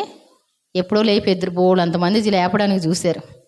ఒక చోటకి వెళ్తే ఒక పాస్టమ్ గారు అంటలతో టిక్కుమని పడి చచ్చిపోయింది అంటండి. తర్వాత మేము వెళ్ళామండి. అమ్మో రావద్దు అక్కళ్ళు చిన్నవాళ్ళు రావద్దు, ఇక్కడ పెద్ద దెయ్యాలు ఉంటాయి అన్నారు. అలాంటివి ఏమి లేవులే అని వెళ్ళామండి. అతను చెప్పాడంటండి, మామూలు వాళ్ళు కాదు వచ్చిన వాళ్ళు అన్నారంట. దేవుని స్తోత్రం చెప్దాం. ఏమండి? మామూలు వాళ్ళు కాదంటే ఎవరు? దేవుని కృపే ఉంటుంది. మామూలు వాళ్ళు కాదంట. వాళ్ళు ట్రై చేసి చూశారు, మామూలు వాళ్ళు కాదు అని. ఇక్కడ చూడండి, దేవుడు సైన్యపు వెనుకటి బాగాని కావలి కాస్తూ ఉంటాడు. నీకే కష్టం రాదు, నీవు పిలిస్తే చాలు. అప్పుడంటే ఎప్పుడు? ఈ మంచి పనులన్నీ నువ్వు చేయాలి, అందరికీ హెల్ప్ చేయాలి, అందరికీ సహాయం చేయాలి. నీకున్న దాంట్లో నీకు లేకపోయినా ఇచ్చేయగలగాలి. ఇచ్చేస్తే ఏం చేస్తాడు దేవుడు? అప్పుడు నీవు పిలువగా యెహోవా నీకు ఉత్తరం ఇచ్చును. ప్రభువా ప్లీజ్ నాయన ఎక్కడున్నారు? ప్రభువా మీరు ఎక్కడున్నారు నాయన? ఇక్కడే ఉన్నాను. దేవుని స్తోత్రం చెప్దాం. ఏంటి నీ దగ్గరే ఉన్నాను, ఎందుకు అరుస్తున్నావు నువ్వు? దేవుని స్తోత్రం చెప్దాం. దేవుడు నీ దగ్గర ఉండాలంటే మంచి పనులు చేయాలి. ఈ ఉపవాసం అనేటువంటిది అసలైన ఉపవాసం, మంచి పనులు చేయడం, జీవితం అంతా ఉపవాసం అనమాట. జీవితం అంతా దేవుని దగ్గర ఉన్నట్టు. అలాగే ఇప్పుడు మరి కష్టం వచ్చినప్పుడు అన్నం తినకుండా ఉంటే కూడా దేవుడు సంతోషపడతాడు. మనం అన్నం ఒకటే కదండి, పాలైనా ఫ్రూట్స్ అయినా దేవుడు ఆప్షన్ ఇచ్చాడండి. మనం ఆప్షన్ ఇచ్చుకున్నాం, తింటున్నాం. ఏమండి? కాబట్టి కొంచెం ఎవరైనా సరే వారానికి ఒక 2 సార్లన్నా ఉపవాసం ఉండి ప్రార్థన చేసుకుంటే, కొన్ని గంటలన్నా చేసుకుంటే, కాసేపు దేవుని సన్నిధికి వెళ్ళి మోకరించి ప్రార్థన చేసుకుంటే దానివల్ల ఫలితం ఉండదా? దేవుని స్తోత్రం చెప్దాం. ఇంకా నీ జీవితంలో పెద్ద సమస్యలు ఏమండి ఏమీ ఉండవు. ఎప్పటికప్పుడు క్లియర్ చేసుకుంటేనే బాగుంటుంది కదా, నీట్గా చేసుకోవడం. నువ్వు చేయవలసిన పనులు. ఇతరులను బాధించడం అనేటువంటిది నీకు మంచి పద్ధతి కాదు. ఏమండి, ఇతరుల కోసం జస్ట్ చెప్పేటప్పుడు వాళ్ళు మంచి వాళ్ళు కాదు అన్న మాట నీ నోట రాకూడదు. ఎదటి వాళ్ళు తప్పులు గొప్పని అన్నాం అనుకోండి, సందర్భంలో అంటే కూడా కష్టం అనిపిస్తుంది మనకి. మనం సందర్భంలో కూడా సైతాన్ని తీసుకొస్తుంది. అది కూడా ఎరిగిన వారిగా ఉంటే ఇంకా బాగుంటుంది. ఏమండి, సందర్భం చెప్పవలసిన పరిస్థితి వచ్చింది చెప్పామనుకోండి గొప్పన, అది కూడా తప్పే. ఇతరులను బాధించుటయు, వేలు పెట్టి చూపి తిరస్కరించుటయు. వాళ్ళు ఎలాంటి వాళ్ళు అనుకుంటున్నారు మీరు? అంటం మానేయాలి. ఎదటి వాళ్ళ కోసం మాట్లాడడం నువ్వు మానేసేయి. చెప్పగలవా నువ్వు? మంచిగా చెప్పు, పలానా ఆవిడ చాలా మంచిదండి అని చెప్పు, లేకపోతే మాట్లాడడం దొరుకు. ఒకవేళ నీకు నచ్చని విషయాలు ఉంటే ప్రార్థన చేయ వాళ్ళ కోసం, అంతే తప్ప ఆ చెడు ప్రచారం చేసేటువంటి నోరు అది నీ నోరు కాదు, సైతాన్ నోరు. సైతాన్ నోరు మన దగ్గర ఉంటే మంచిదండి, పతనం అయిపోతాయి అన్నమాట కుటుంబాలు. చాలా జాగ్రత్త. ఎదట వారి కోసం చిన్న పాయింట్ అంతా కూడా వద్దు అసలు లెక్క.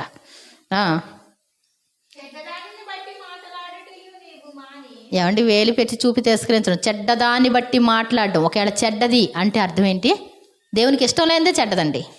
చెడిపోయింది అంటే ఏంటి? వారు చెడిపోయిన వారు అంటే విగ్రహారాధన అంటాడు. ఇంకా రకరకాలు మార్గం తప్పితే చాలు చెడిపోయినట్టు. మనం చెడ్డదాన్ని బట్టి మాట్లాడడం మానేసేయాలి. మాటల్లో బాగుండాలి, చేతల్లో బాగుండాలి, మన ప్రవర్తన మంచిగా ఉండాలి. మనకున్నది కూడా ఎదటి వాళ్ళకి పంచిపెట్టడం నేర్చుకోవాలి. నాకు బంగారు చైన్ వేసుకోవాలని అందంటే నువ్వు చైన్ కోసం కష్టపడిన అవసరం లేదు. ఏంటంట, ఆకలి వేసింది అనుకో ఎవరికన్నా, నీ దగ్గర ఉందనుకో పెట్టమన్నాడు అంతే. బంగారు చైన్ ఏమని చెప్పట్లే. అర్థమైందండి? మీ ఇంట్లో ఒకవేళ ఏమండి టమాటా పప్పు వండుకున్నారనుకోండి, నాకు చాలా నుంచి టమాటా పప్పు తినాలనిపిస్తుంది. అదేనమ్మా, చాలా బాగుంటుందమ్మా, చేసేసుకో ఈసారి కాడి. ఏమండి, టమాటాలు తీసుకొచ్చి మంచిగా ఉన్నాయి అక్కడ షాపులో, తెచ్చుకో. ఈరోజు మేము వేసుకు తిన్నాం, పప్పు నెయ్యి వేసుకు తిన్నాం, చాలా బాగుందమ్మా. ఏమండి, బాగుంటుందండి. ఆశించిన దానిని ఆకలిగొన్న వానికి ఒకవేళ నీ కోసమే ఉంచుకుంటే నీకు టెస్టింగ్ ఏమో. ఒకవేళ నువ్వేం చేయాలి? కరెక్ట్గా అది కావాలనుకుందా, మన దగ్గర రెండే ఉన్నాయా, నా పిల్లోడికి నేను పెట్టుకోలేదా, ఏమండి నేనేం చేయాలి? ఇచ్చేద్దాం. కాబట్టి తప్పకుండా వాళ్ళకి పెట్టడం నేర్చుకోవాలి. శ్రమపడిన వారిని తృప్తిపరిచిన వాళ్ళ. అబ్బా, ఏమండి నీ దగ్గరికి అందరూ పరిగెత్తుకుంటూ వస్తారంటది సార్. ఏమండి, వాకింగ్ గుర్తొస్తుంది రోజు. శ్రమపడిన వాళ్ళు సంతోషం అక్క, మళ్ళీ పిలవండి అక్క, వెళ్తారంతే. ఏమండి, మళ్ళీ పిలవండి అక్క. ఆవిడ దగ్గరికి వెళ్తే మీకు పని, ఏమండి ఆవిడ దగ్గరికి వెళ్తే పని లేదు, ఫోన్ చేసేవారు. ఏమండి ఏమైనా పని ఉందా? అది ఏమండి, శ్రమపడిన వారిని ఏం చేయాలంటండి? శ్రమపడిన వాడిది రూపాయి నీ దగ్గర ఉంటే ఓరకనే కొలువు చేయించుకోకూడదు అని ఉందండి దేవుని వాక్యం. ఎవడైనా నీ ఇంట్లో ఉండి ఏదైనా పని చేస్తే వాడికి భోజనం పెట్టిన తర్వాత నువ్వు ఇవ్వవలసింది ఏమైనా ఉందేమో చూసుకో. ఒక పని మనిషిని పెట్టుకుంటే ఎంత ఖర్చు అవుతుంది, నీ స్తోమత కోసం ఇంకొంచెం తక్కువలో మాట్లాడుకున్నావు, వాళ్ళకి భోజనం పెడితే ఎంత ఇవ్వచ్చు అనుకున్నావు. ఏం చేయాలి? మనం ఇవ్వాలి. అంతేకాని ఏమండి శ్రమపడిన వాడిని తృప్తిపరచకుండా ఏమండి అసలు జీవితం అంతా వేస్ట్ అయిపోయిందండి. 2 సంవత్సరాలండి అప్పు తీర్చుకుందాం అనుకున్నానండి, వాళ్ళ ఇంట్లో పెట్టారు, ఇస్తారనుకుంటే అవి వడ్డీలు పెరిగిపోయినండి, వీళ్ళు ఇవ్వలేదండి. వాళ్ళు బాగుపడి చేస్తారండి. ఏమంటే వీళ్ళు ఏమంటారండి, ఏమంటారు వాళ్ళు? బాగుపడి చేస్తారండి. ఎంతమందికి ఆ మాటలు వినవండి? అలా వద్దు. ఎవరిది మన దగ్గర రూపాయి ఉండకూడదు. ఇదొక్కటి మీరు గుర్తుపెట్టుకోండి. ఎవరి రూపాయి మన దగ్గర వద్దు అసలు లెక్క. ఎవరి దగ్గరైనా మన రూపాయి ఉండొచ్చు. నాది పనోళ్ళు అందరి దగ్గర ఉంటాయండి. నాది కనీసం మహా తక్కువ అంటే ఒక 1000 రూపాయలు ఉంటుంది. 1000 రూపాయలు, 2000, 4000 ఉన్నవాళ్ళు ఉన్నారు, 6000 ఉన్నవాళ్ళు ఉన్నారు. ఏమండి మనమే ఎగ్గొడితే. కాబట్టి చాలా జాగ్రత్త. శ్రమ పడిన వారిని తృప్తిపరచడం నేర్చుకో. మనం పని చేయించేసుకొని రేపొద్దున రండి, ఎల్లుండి రండి, ఇలాంటి మాటలు రాకూడదు. పని చేయించుకోవాలి అంటే నీ దగ్గర డబ్బులు చేతిలో పెట్టుకొని నువ్వేం చేయాలి? వెళ్ళిపోయేటప్పుడు, బండి వేసుకొని వెళ్ళిపోయేటప్పుడు, వెళ్ళిపోతున్నామండి అని క్యారేజ్ సర్దేసుకొని చేతి పట్టుకున్నప్పుడు ఇచ్చేయాలి డబ్బులు, అంతే. అలా ఉంటే పని చేయించుకోలేదు. చీకటిలో నీ వెలుగు ప్రకాశించును. చీకటిలో అంటే ఏంటి? కష్టాల్లో, శ్రమల్లో నీకు సహాయం వస్తుంది. దేవుడు నీకు సహాయం చేస్తాడు. 2 లక్షలు అవుద్దండి దీనికి. ఏమండి 2 లక్షలు అవుద్దన్నారు అనుకోండి, ఏమైపోద్ది? ₹2 పోద్ది. దేవునికి స్తోత్రం చెప్దాం. ₹2 కూడా ఖర్చు అవ్వక్కర్లా నన్ను అడిగితే. నీ ప్రార్థన దేవుడు వింటాడు. ఇవన్నీ ఏం మాటలు అనుకుంటున్నారు ఏమండి? ఇవన్నీ అలాంటి యెహోవా మాటలు పవిత్రమైనవి. 7 సార్లు కడిగి ఏమండి 7 సార్లు ఊదుతారంటండి వెండిని. ఇలా ఊదితే 7వసారి ఊదిన తర్వాత అప్పుడు పవిత్రం అవుద్దంట. అంత పవిత్రములు అంటాడు. మట్టి మూసలో వెండిని ఊదినట్లు 7 మార్లు కరిగిన తర్వాత ఊదిన వెండి అంతా పవిత్రములు అంటాడు. దేవుని మాటలతో మనం ఏం కలపకూడదు, తీసేయకూడదు. ఆయన మాటల ప్రకారం నువ్వు చేసుకుంటే పెద్ద ఆశీర్వాదాలు నీకు వస్తాయి. ఏమండి ఈ 3 రోజుల ప్రార్థన కూడా వచ్చేస్తాయండి. ఇప్పుడు వస్తాయా రావా అంటారేమో. అంటే తర్వాత కూడా మీరు చేయవలసిన పనులు ఇయ్యి. నాకు వచ్చిందిరా ఆశీర్వాదం, ఇప్పుడు నీ సంగతి తెలుస్తానరా అంటారేమో అని. ఇక ఆశీర్వాదం వస్తుంది. ఏమండి ఆశీర్వాదం వచ్చేస్తుంది. ఆ తర్వాత మీరు ఏమీ ఎదట వాళ్ళ మీద ఏమీ అనొద్దు. ఎవరిని మరి రక్త సంబంధాలు కూడా ఏమీ అనొద్దు. మీరు కష్టపడిన వాళ్ళు ఉంటే వాళ్ళకి ఇచ్చేసుకోండి. ఏదైనా సరే ఆకలి ఉన్న వాళ్ళు ఉంటే పెట్టడం నేర్చుకోండి. అంతే. ఈ మంచి మాటలు కదండి ఇవన్నీ కూడా. నచ్చినాయా నచ్చలేదు మాటలు? దేవుని స్తోత్రం చెప్దాం. అంధకారం ఏమండి భయంకరమైనటువంటి పరిస్థితి. నీకు ఎవరు సహాయం చేయలేని పరిస్థితి. కరోనా అయినా 1000 మంది నీ ప్రక్కన పడినా 10,000 మంది నీ ప్రక్కన కూలినా ఒక్క ప్రార్థన ఏమండి కనీసం 70-80 ప్రార్థనలు చేసేదాన్ని రోజుకొచ్చి కరోనాలో. ఏమండి మన ధన అంటుంది, అయ్య బాబోయ్ అక్క నాకు బాగా నమ్మకం ఎప్పుడు వచ్చిందంటే అక్క మా అమ్మ భయంకరమైన పరిస్థితిలో ఉంది. ఒక్కసారి ప్రార్థన చేసి రేపే డిశ్చార్జ్ నాయనా అని ప్రార్థన చేసావు. రేపు డిశ్చార్జ్ అండి నా మొహం. ఏమండి ఆవిడంటండి కరోనాని అక్కడ పెట్టేస్తారని చాలా భయపడ్డారంటండి. క్వారంటైన్కి పంపించి కొంతమంది ఇంటికాడికి రాకుండా ఆగిపోయారు. అలాంటి పరిస్థితిలో ఈవిని తీసుకెళ్తే కరోనా లేదన్నారంట. దేవునికి స్తోత్రం అనుకున్నారు. మళ్ళీ డాక్టర్ గారు వస్తారనుకున్నారు. తీరా చూస్తే ఆయన అన్నారంటండి ఇంక తీసుకెళ్ళిపోవచ్చు అన్నారంట. కొంచెం సేపట్లో స్టన్ అయిపోయా. గుర్తొచ్చి నాకు ఏమంటే తెల్లారిపాటికే డిశ్చార్జ్ ఏంటి అని. దేవుని స్తోత్రం చెప్తాం. నువ్వు ఒక్క మాట చెప్తే ఏం చేస్తాడు దేవుడు? అంధకారం నీకు మధ్యాహ్నంలాగా కనపడద్ది.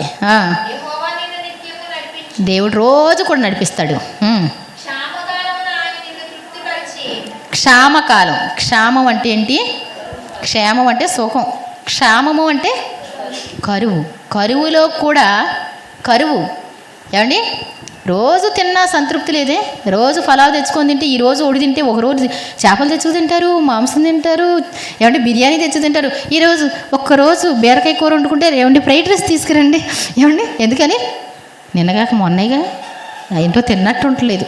బాడీ పెరిగిపోద్ది, కష్టంగా ఉన్నట్టు ఉంటుంది, నోరు కంట్రోల్లో చేయలేం కదా. కానీ క్షామకాలమున కూడా దేవుడు ఏం చేస్తంట? నీ తృప్తిపరచడం అంటే సంతోషంగా. క్షామకాలంలో ఏలియాకి రొట్టెలు మాంసంతో పోషించాడు. క్షామకాలంలో కూడా నేను పెంచుతాడు. ఏంటంటే క్షామకాలమున నిన్ను తృప్తిపరిచి ఎముకలు బలం అంటే ఏంటనుకున్నారు? ఎక్కడి నుంచి వస్తుంది? 40 సంవత్సరాలు వచ్చినాయండి. వాడండి. ఏమండి అది వాడండి. నీరసం అనిపిస్తుంది అన్నాడు అరిగిపోకుండా. ఏమండి నాకు అన్ని మెడిసిన్స్ అన్నీ ఎక్కడ కనపడతాయి అంటే బైబిల్లోనే కనపడతాయి. ఫాస్ట్గా జరగాలంటే ఎక్కడ కనపడద్ది? ఏమండి అర్జెంటుగా హాస్పిటల్కి తీసుకెళ్ళాలని నీరసంగా ఉన్నవాడిని అంటే 10,000 చేతిలో పట్టుకుంటే 10,000 సరిపోవు కదండి. ఏమండి 20,000 అన్నా కావాలి. అందాక చూపించడానికి అక్క 20,000. సరే అమ్మ ప్రార్థన చేద్దాం తప్పకుండా. ఏమండి అందాక చూపించడానికి ఎంత కావాలి? 20,000 అంటండి. అక్కడ డాక్టర్ ఉంటాడో లేదు తెలీదు. అవన్నీ కుదరవు. నువ్వు మోకరించి ప్రార్థన చేస్తే ఏమవుద్ది? ఈ రోజు నుంచి గుర్తుపెట్టుకోండి. ప్రతి పాయింట్లో గుర్తుపెట్టుకోవాలి. సరదాగా కాదు. ఉపవాస ప్రార్థన అంటే కాదు. మనం ఎవరి కోసం ఏం చెప్పొద్దు. ఏమండి అందరికి వస్తాం. ఇప్పుడు చెప్పినవి అన్నీ కూడా నెరవేర్చుదాం. అప్పుడు ఎలా అంట? క్షామకాలమున కరువులో కూడా నిన్ను స్ట్రెంత్గా ఉంచుతాడు దేవుడు. చురుగ్గా అబ్బా భలే స్లిమ్ అయ్యారే, అందంగా ఉన్నారే, చురుగ్గా ఉన్నారే అన్నట్టు తీసుకొచ్చేస్తాడు దేవుడు. దేవుని స్తోత్రం చెప్దాం. దేవుడు నిన్ను ఎప్పుడు వదిలిపెట్టాడు, నిత్యము నడిపిస్తాడు. ఏమండి స్లిమ్ కూడా ఎవరంటండి సారీ నీరు కట్టిన తోట ఎలా ఉంటుందండి? అసలు వేసవకాలం పామాయిల తోట నుంచి వెళ్తుంటే ఏమనిపిస్తుంది? చల్లగా వేస్తుంది, అందంగా ఉన్నట్టు ఉంటాయి. నీరు కట్టిన చెట్లు అందంగా ఉంటాయి, ఆ తోట అందంగా ఉంటుంది. నువ్వు అందంగా ఉంటావు. నేను అందం కావాలి, అది ఆ పొండు రాసి ఈ పొండు రాసి ఏమిటది ఏంటది? ఏమండి రకరకాలు బియ్యాన్ని ఉడకబెట్టండి, ఏమండి, బంగాళదుంప కలపండి, మొహానికి రాయండి, ఏమండి, నీరు కట్టిన తోటలో నీట్గా వస్తుందండి. ఎలాగొస్తుందండి? నువ్వు అందంగా ఉండాలంటే ఏంటి? దేవుడు చెప్పిన మాటలు వింటే అందం వచ్చేది అసలు.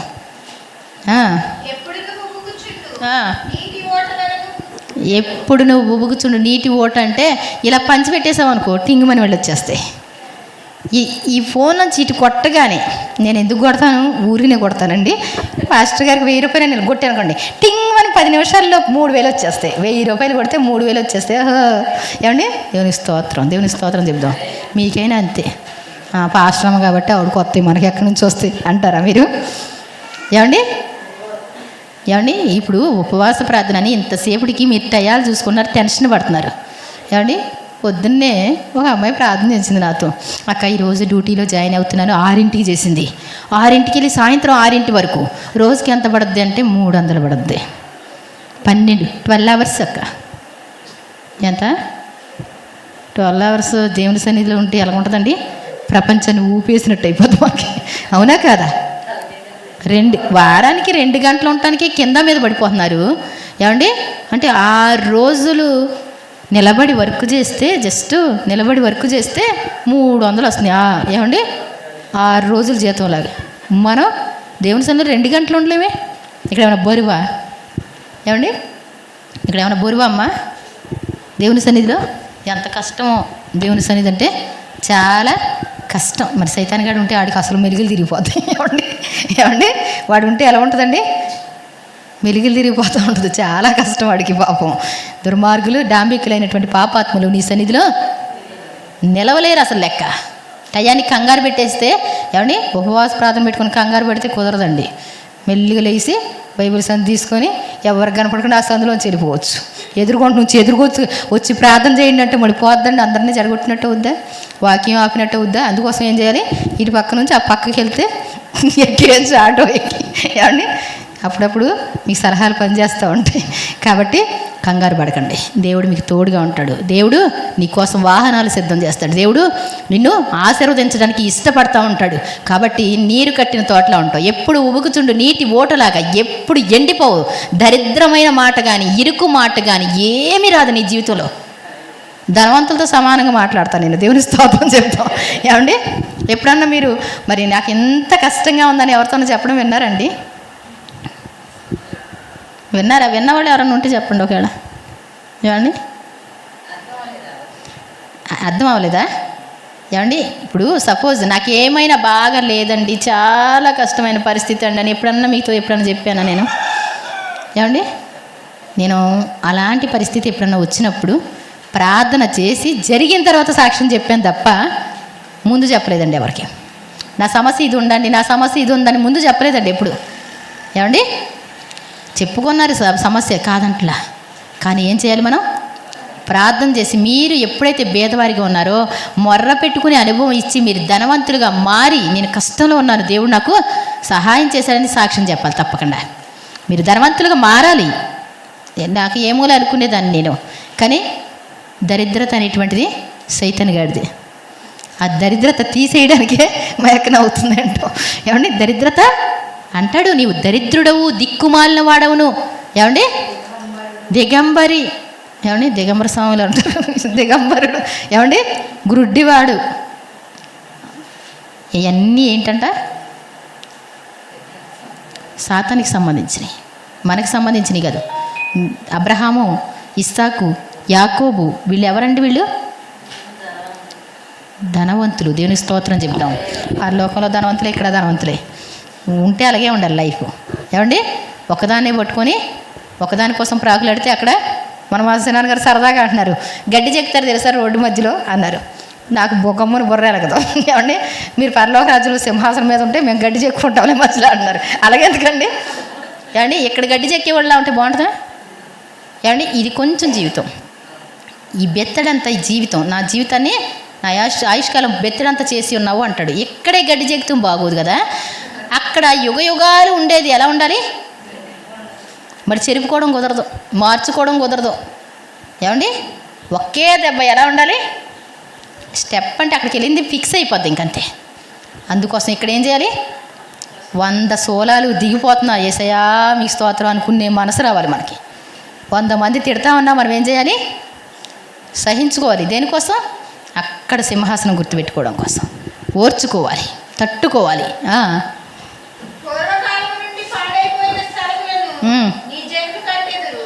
పూర్వకాలం నుండి పాడైపోయిన స్థలాలు. ఈ స్థలం ఎలా ఉండేదంటే ఆ సరివాళ్ళ స్థలం కూడా అదొక పెంట కుప్ప. ఏమండి ఇప్పుడు బాగుందండి ప్లేస్ ఇదంతా, సూపర్ అంట. దేవుని స్తోత్రం చెప్దాం. మరి ఫస్ట్ టైం మా చిన్నమ్మ వచ్చినప్పుడు అక్కడ కొత్తగా ఇల్లు వేస్తే ఇలా దగ్గర 1 కోటి రూపాయల స్థలంలా ఉందండి. ఎక్కడ కాదండి, ఇక్కడికే కొంచెం మన చర్చి వరకు ఉండేది అవతలకి అనమాట. జయం చిన్నమ్మ 1 కోటి రూపాయల స్థలంలా ఉందిరా అంతే. ఏమండి నిజంగా దేవుడు అందం ఇవ్వాలి, ఇల్లు కట్టినా అందం ఉండాలి.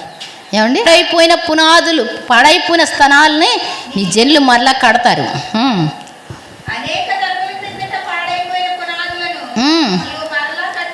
దేవుని స్తోత్రం చెప్దాం. ఇలాంటి బుద్ధి, ఇలాంటి వాక్యాలు నువ్వు అనుసరించగలిగితే అనేక సంవత్సరాల క్రిందట పాడైపోయినటువంటి స్థలాలను కూడా నువ్వేం చేస్తావు? కడతావు. వెళ్ళిపోయాడండి మా ఆయన 30 సంవత్సరాల క్రిందట వెళ్ళిపోయాడంటే ప్రార్థన చేస్తే వచ్చేస్తాడండి చక్కగా. ఏమండి పాడైపోయిన కుటుంబాలు బాగుపడతాయి, దరిద్రులుగా ఉన్న వాళ్ళు బాగుపడతారు. గుర్తుపెట్టుకోండి, నువ్వైనా ఒకటే, నేనైనా ఒకటే. వాక్యాన్ని అనుసరిస్తే మాత్రం దేవుడు ఏం చేస్తారు? ఉన్నతంగా దీవిస్తారు. విరగబడిన దాన్ని బాగు చేయవాడవనియు. దేవుని స్తోత్రం చెప్దాం. విరగబడిన దాన్ని ఏంటంటండి? కాలిరిగిపోతే బాగవుద్దా కదండి? ఏమండి ఎరగబడిన దాన్ని దేన్నైనా బాగు చేస్తామని చెప్పినప్పుడు కాలు విరిగితే బాగవుద్దా అవదా? మరి ఎందుకండి? ఉమా ఒకసారి పెద్దగా ఏడుస్తుంది. వినోద్ కాలు విరిగిపోయిందండి, నిజంగానే విరిగిపోయింది. అయ్యా మా దగ్గర అయితే ఏ డబ్బులు లేవు, వాళ్ళ దగ్గర రూపాయి లేదు. వచ్చారు కొత్తలో, నా దగ్గర 1500. ఎంత 1500? 1500 లేవు. వాళ్ళు ఏం చేసుకోలేరు నాయన. కాలంట టవల్ చుడితేనంటే నడుముకంటే కాలు టవల్ చుడితే ఒక్కసారికి తిరిగిందా? ఒక్కసారి అంటే నడువు అంత లెక్క వచ్చింది. ఇంత లాభ అయిపోయింది అన్నట్టు కాలు. అక్క ఏం లేదు అక్క, కాలు ఇరిగిపోయింది అక్క అని ఏడ్చేస్తుంది. ఏసునామములో ప్రభా విరిగిపోయిన కాలుని ఇప్పుడే బాగు చేయండి ఆయన. నా దగ్గర 1500 ఉన్నాయి ఆయన, వాటితో సరదా కారుకి సరిపోవాలి, మందులకు సరిపోవాలి, వెనక్కి వచ్చేయాలి. దేవుని స్తోత్రం చెప్దాం. ఎంతైనా అంటే 1500 కరెక్ట్ సరిపోయింది. ఇంకా ఏమండి మరి స్కానింగ్ తీయాలి కదండి, స్కానింగ్ తీస్తారుగా, దానికి 700, 600. కారుకి ఎంత? మొత్తానికి కారు స్కానింగే, అందులో ఏమి లేదు. దేవుని స్తోత్రం చెప్దాం. ఏమండి నిజంగా వాళ్ళు ఎంతో కష్టం, కానీ బాగా విశ్వాసంగా ఉండేవాడు. మంచి విశ్వాసం, ఇంకా విరిగిపోయిందన్నా బాగు చేసేస్తాడు అన్నట్టు. ఏమంటే నెక్స్ట్ వారం కూడా వచ్చేసాడు ప్రార్థనకి. దేవుని స్తోత్రం చెప్దాం. కాబట్టి విరగబడిన దాన్ని బాగు చేయబడవనియు, త్రోవ వేయడం మాటలండి. ఏమంటే దేశంలో నివసించినట్లుగా త్రోవలు వేయవాడవనియు నీకు పేరు పెట్టవు. ఒక మంచి దానికి నువ్వు నిలబడతావు. మంచి త్రోవలు అంటే అందరూ అనుసరించే విధంగా, అందరూ నడిచే విధంగా ఒక త్రోవ ఏర్పాటు చేసి వెళ్ళిపోతావు. బిల్కిస్ గారని ఆవిడ మరి స్త్రీల కోసం ఒకటి పెట్టిందండి ఏదో మొత్తానికి ఆవిడ. ఏమండి ఇప్పుడు స్త్రీలకి మొత్తం అన్నీ కూడా మహిళా మండలి అంటూ ఉంటారు కదా, ఇవన్నీ ఆవిడ పెట్టిందేనంట అవి. దేవుని స్తోత్రం చెప్దాం. ఒక మంచి ఉన్నతమైనటువంటి పథకాలు నీ ద్వారా పెడతాయి. కాబట్టి మంచి బిల్కిస్ అంటే నార్మల్ కాదండి. ఒక దేవునితో అనుబంధం కావాలి అంటే ఒక మనిషి బిల్కిస్ గారి బుక్ చదివితే, షేక్ బిల్కిస్ ఆవిడ బుక్ చదివితే కనుక 90% కాదు 100% మారిపోవాలి. దేవుని స్తోత్రం చెప్దాం. అలా ఉంటుంది అనమాట. దేవుని ఆత్మ మనలో ఉన్నారో ఆయన వెళ్ళిపోయారో, ఆయన స్పందిస్తున్నారో లేదో నీకు అర్థమైపోతూ ఉంటుంది. అందుట్లో భాగంగా ఏమండి, ఎందుట్లో భాగంగా ఇప్పుడు ఇవన్నీ చేశారు కదా, ఇందులో భాగంగా ఏం చేయాలంట? విశ్రాంతి దినమున వ్యాపారం చేయకుండా, వ్యాపారం చేస్తే కుదరదంటండి. ఏమండి పనులు చేసుకుంటే కుదరదంటండి. వ్యాపారం చేయకుండా నాకు ప్రతిష్ఠితమైనటువంటి దినమని, ఇది కూడా మీకు అవశ్యంగా దేవుడు ఇచ్చాడనమాట. ప్రతిష్ఠితమైన దినమని, ఆ రోజు పని చేస్తే నీకు ఆశీర్వాదం రాదు. ఏమండి ఆశీర్వాదం రావాలని చూస్తే మాత్రం రాదండి. ఎందుకు వస్తుందండి? చెప్పిన మాట వినకపోతే రాదు. ఏమండి చెప్పిన మాట చేస్తేనే ఇస్తారా శాలరీ? మీకు మామూలుగా కూడా ఇస్తారా మీ యజమాని? ఏమండి మీ డ్రైవర్లకి బాగానే ఇచ్చేస్తుంటారు, అప్పుడప్పుడు ఎగ్గొట్టేస్తే. ఏమండి కట్ చేస్తాం కాదు, తిట్టిపై తీసి పడేస్తారు. ఏమండి, వాళ్ళకి ప్రాణం మీదకి వచ్చినాయి అన్నా కానీ వీళ్ళ రికమెండేషన్తో వీళ్ళకి రికమెండ్ చేసుకొని వెళ్ళాల్సిన పరిస్థితి ఉంటుంది. కాబట్టి చాలా జాగ్రత్త. దేవుని దగ్గరికి వచ్చినప్పుడు మీ విశ్రాంతి దినమున వ్యాపారం చేయకుండా, లోకవార్తలు చెప్పుకుండా యెహోవాకు ప్రతిష్ఠితమైనదని, ఘనమైనదని ఘనముగా ఆచరిస్తే, ఈరోజు వచ్చారే ఎలా వచ్చారో అలా వస్తే ఆ రోజు సంబరంగా ఉండాలి. అందరూ కూడా పెట్టిలో బట్టలు ఉండేయండి. నేను వచ్చిన కొత్తలో సేవకి పెట్టిలో బట్టలు ఉండేవి. అందరూ ముడిచిపోయిన చీరలు, రోజువారీ చీరలు. అసలు రోజువారీ చీర అసలు ప్రార్థనలో కట్టొద్దు. ఎవ్వరు వచ్చినా మీ అందరూ ధనవంతులుగా కనపడాలని చెప్పాను. నెక్స్ట్ వారం వచ్చి అందరూ అందంగా తయారవ్వడం మొదలుపెట్టి దేవుని స్తోత్రం చెప్దాం. ఇది పండగ అంటండి, విశ్రాంతి దినం. ఏమండి, అంతేగాని బేదోళ్ళలాగా ఉండాలని, ఇంటికాడలా ఉండాలని పిచ్చి పిచ్చి బట్టలు వేసుకొని రాకూడదు. ఏమండి, 4 జతలు అస్సలు లేని వాళ్ళు 4 జతలు తీసుకోండి. ఏమండి, ఎక్కడికన్నా వెళ్ళేటప్పుడు తీసుకుంటారు కదా, చుట్టాల ఇంటికి వెళ్ళేటప్పుడు. అంతేనా కాదా? దేవుని సన్నిధి అంటే ఏం చేయాలి? మంచి బట్టలే ఉండాలంటాడు.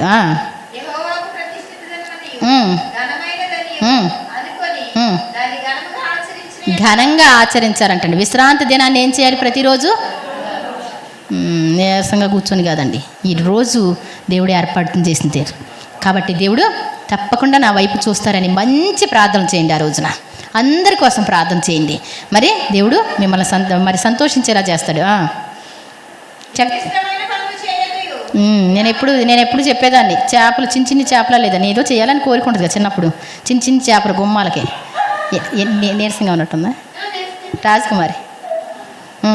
ఏమండి, చేపలు గుమ్మాలకు వెళ్దాం అన్నట్టు ఏదో నేర్చుకోవాలని అల్లిన తర్వాత, ఏమండి ఇవాళ విశ్రాంతి దినం కదా, అయిపోయాక చేప కళ్ళు కుడితే అది అంత పని కాదు అన్నట్టు కళ్ళు కుడతా ఉన్నాం.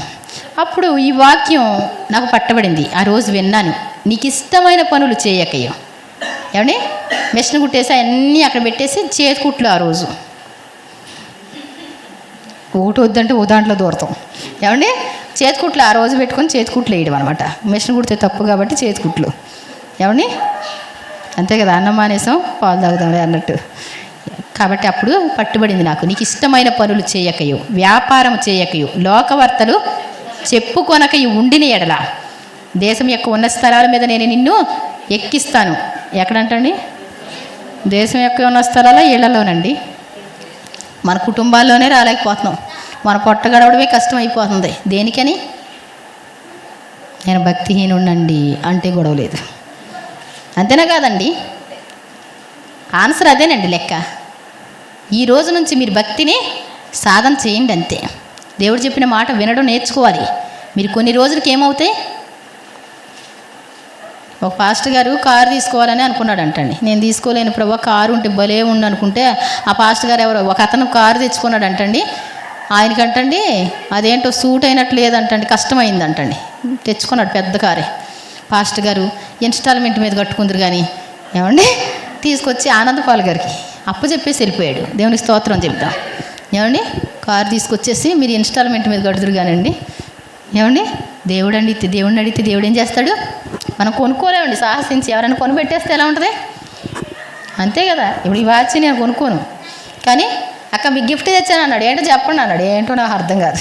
ఏమండి, ఆశీర్వాదం తీసుకొచ్చి మరి ఇచ్చాడు. దేవుని స్తోత్రం చెప్దాం. మనం అడగక్కర్లా, దేవుడే ఇచ్చుకుంటాడు. కాబట్టి దేవుడు దేశం యొక్క ఉన్నత స్థలాలు అంటాడు. ఉన్నత స్థలాలు అంటే ఎవరు ఎక్కారు చెప్పండి? దావీదు, యోసేపు గారు, ఓకే, దానియేలు, షడ్రకు, మేషకు, ఏమండి ఎస్తేరు, మొర్దెకై, ఏమండి వీళ్ళందరూ కూడా దేశాలను పరిపాలించారు వాళ్ళు. దేవుని స్తోత్రం చెప్దాం. ఎక్కడ ఉద్యోగం తీసుకురావడానికి తలకిందులు అయిపోతాం.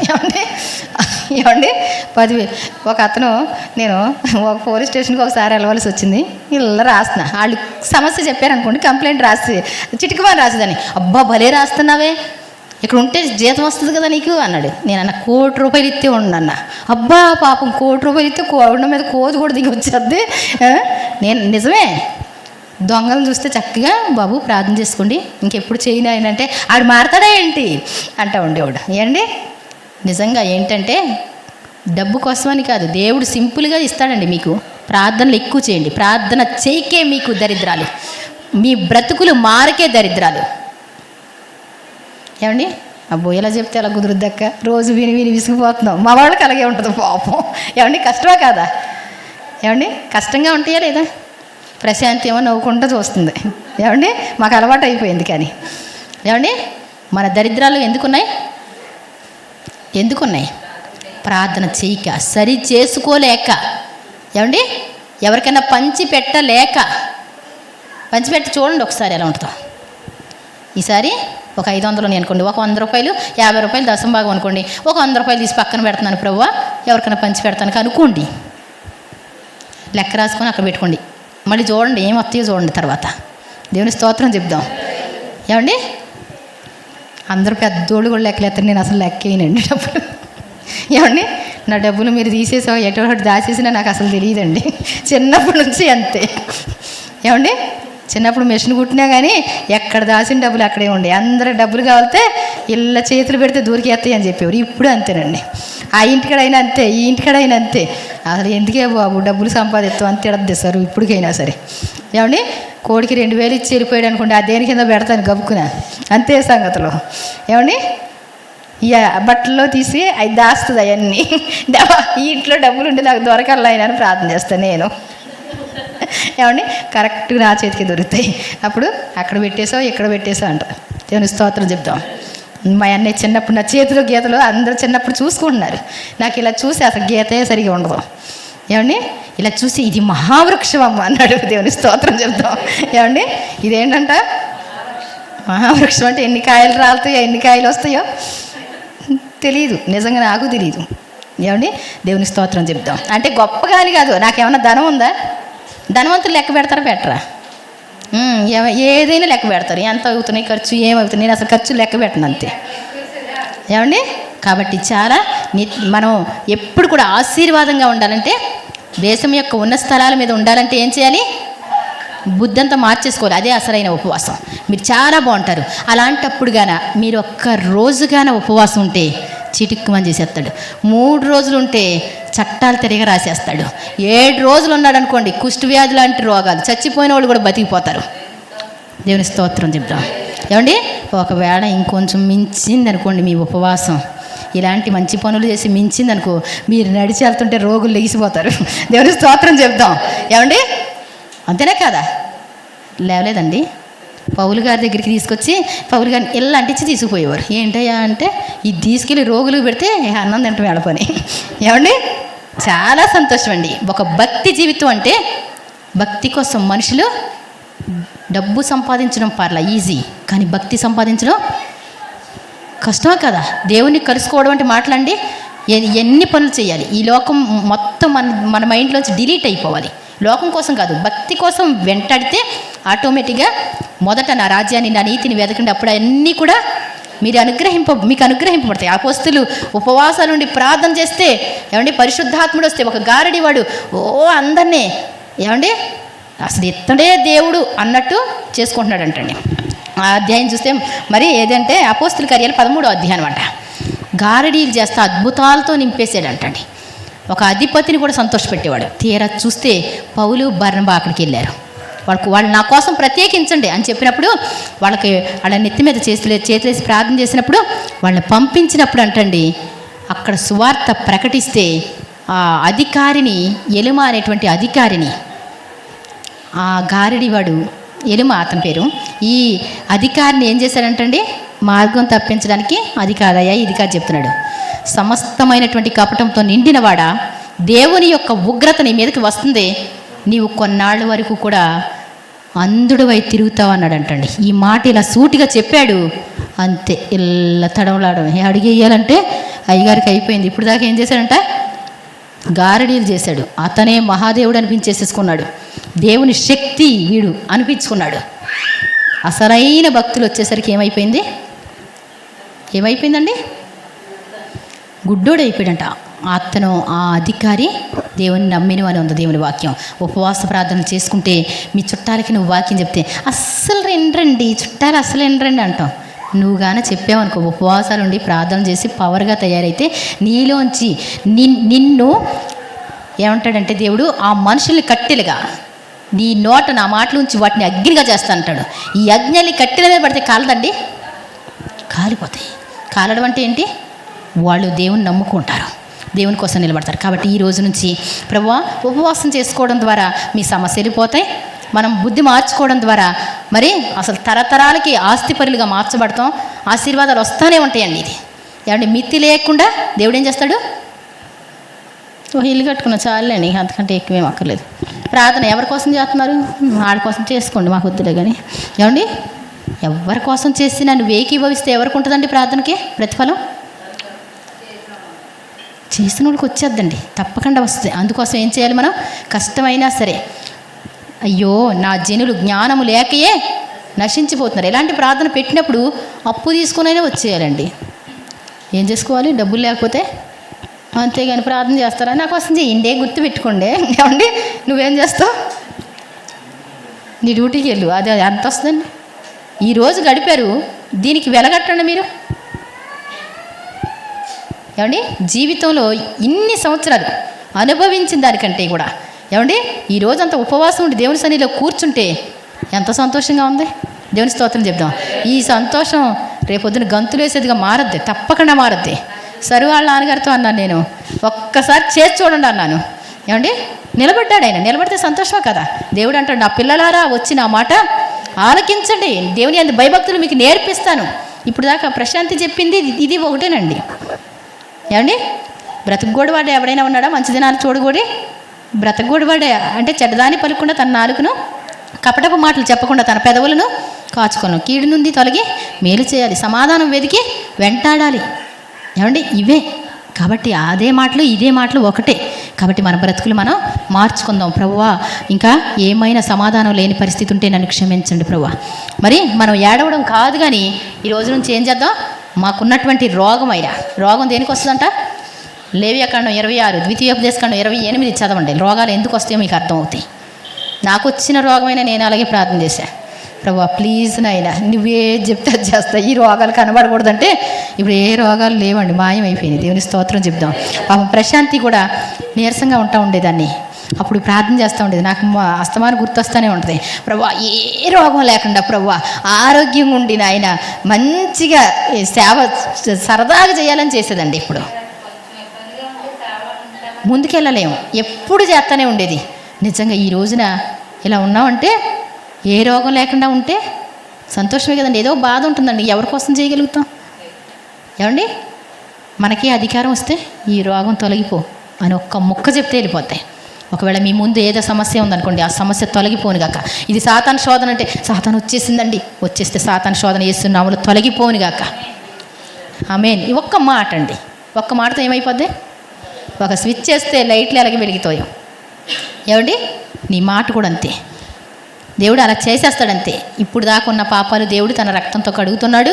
మీరేం చేయాలి? ఈ రోజు నుంచి మంచిగా ఉండడానికి ఇష్టపడండి. ఏమండి, తెల్ల బట్టలు వేసుకొని మళ్ళీ మురికిలోకి వెళ్ళి దేకేసినట్టు వద్దు.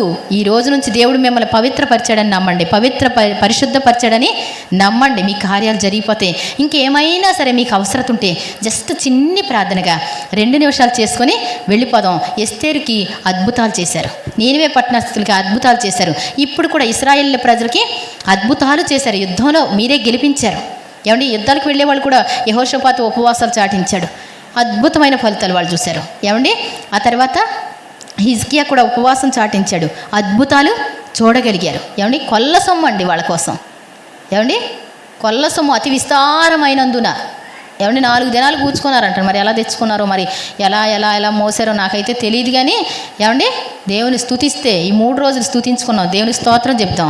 అందరూ చికెను మటనో తిన్నారో బిర్యానీ తిన్నారో నాకు తెలియదు, కానీ మిమ్మల్ని అందరినీ ఉపవాసాలు పెట్టి ఏమండి దేవుడు ఆయన ఆత్మీయ ఆశీర్వాదాలు ఇచ్చాడని నమ్ముతున్నా. దేవుని స్తోత్రం చెప్దాం. మరి ఈ కొత్త సంవత్సరంలో ఇంకేమైనా టేస్ట్ చేయలేదు కదండి, పాపం ఉప్మా తిన్నారు అంతే. దేవుడు మిమ్మల్ని దీవించి మీ బ్రతుకు దినాలన్నీ మంచి పదార్థాలు తిందురుగాక. ఆమేన్. దేవుడు ఉన్నతంగా దీవించునుగాక, ఉన్నతంగా ఆశీర్వదించునుగాక, అప్పిచ్చేవారిగా తలగా పైగా ధనవంతులుగా చేయనుగాక. మిమ్మల్ని అందరినీ కూడా పరలోకంలో ఉన్నత సింహాసనం మీద కూర్చుండబెట్టునుగాక. ఆమేన్, ఆమేన్, ఆమేన్.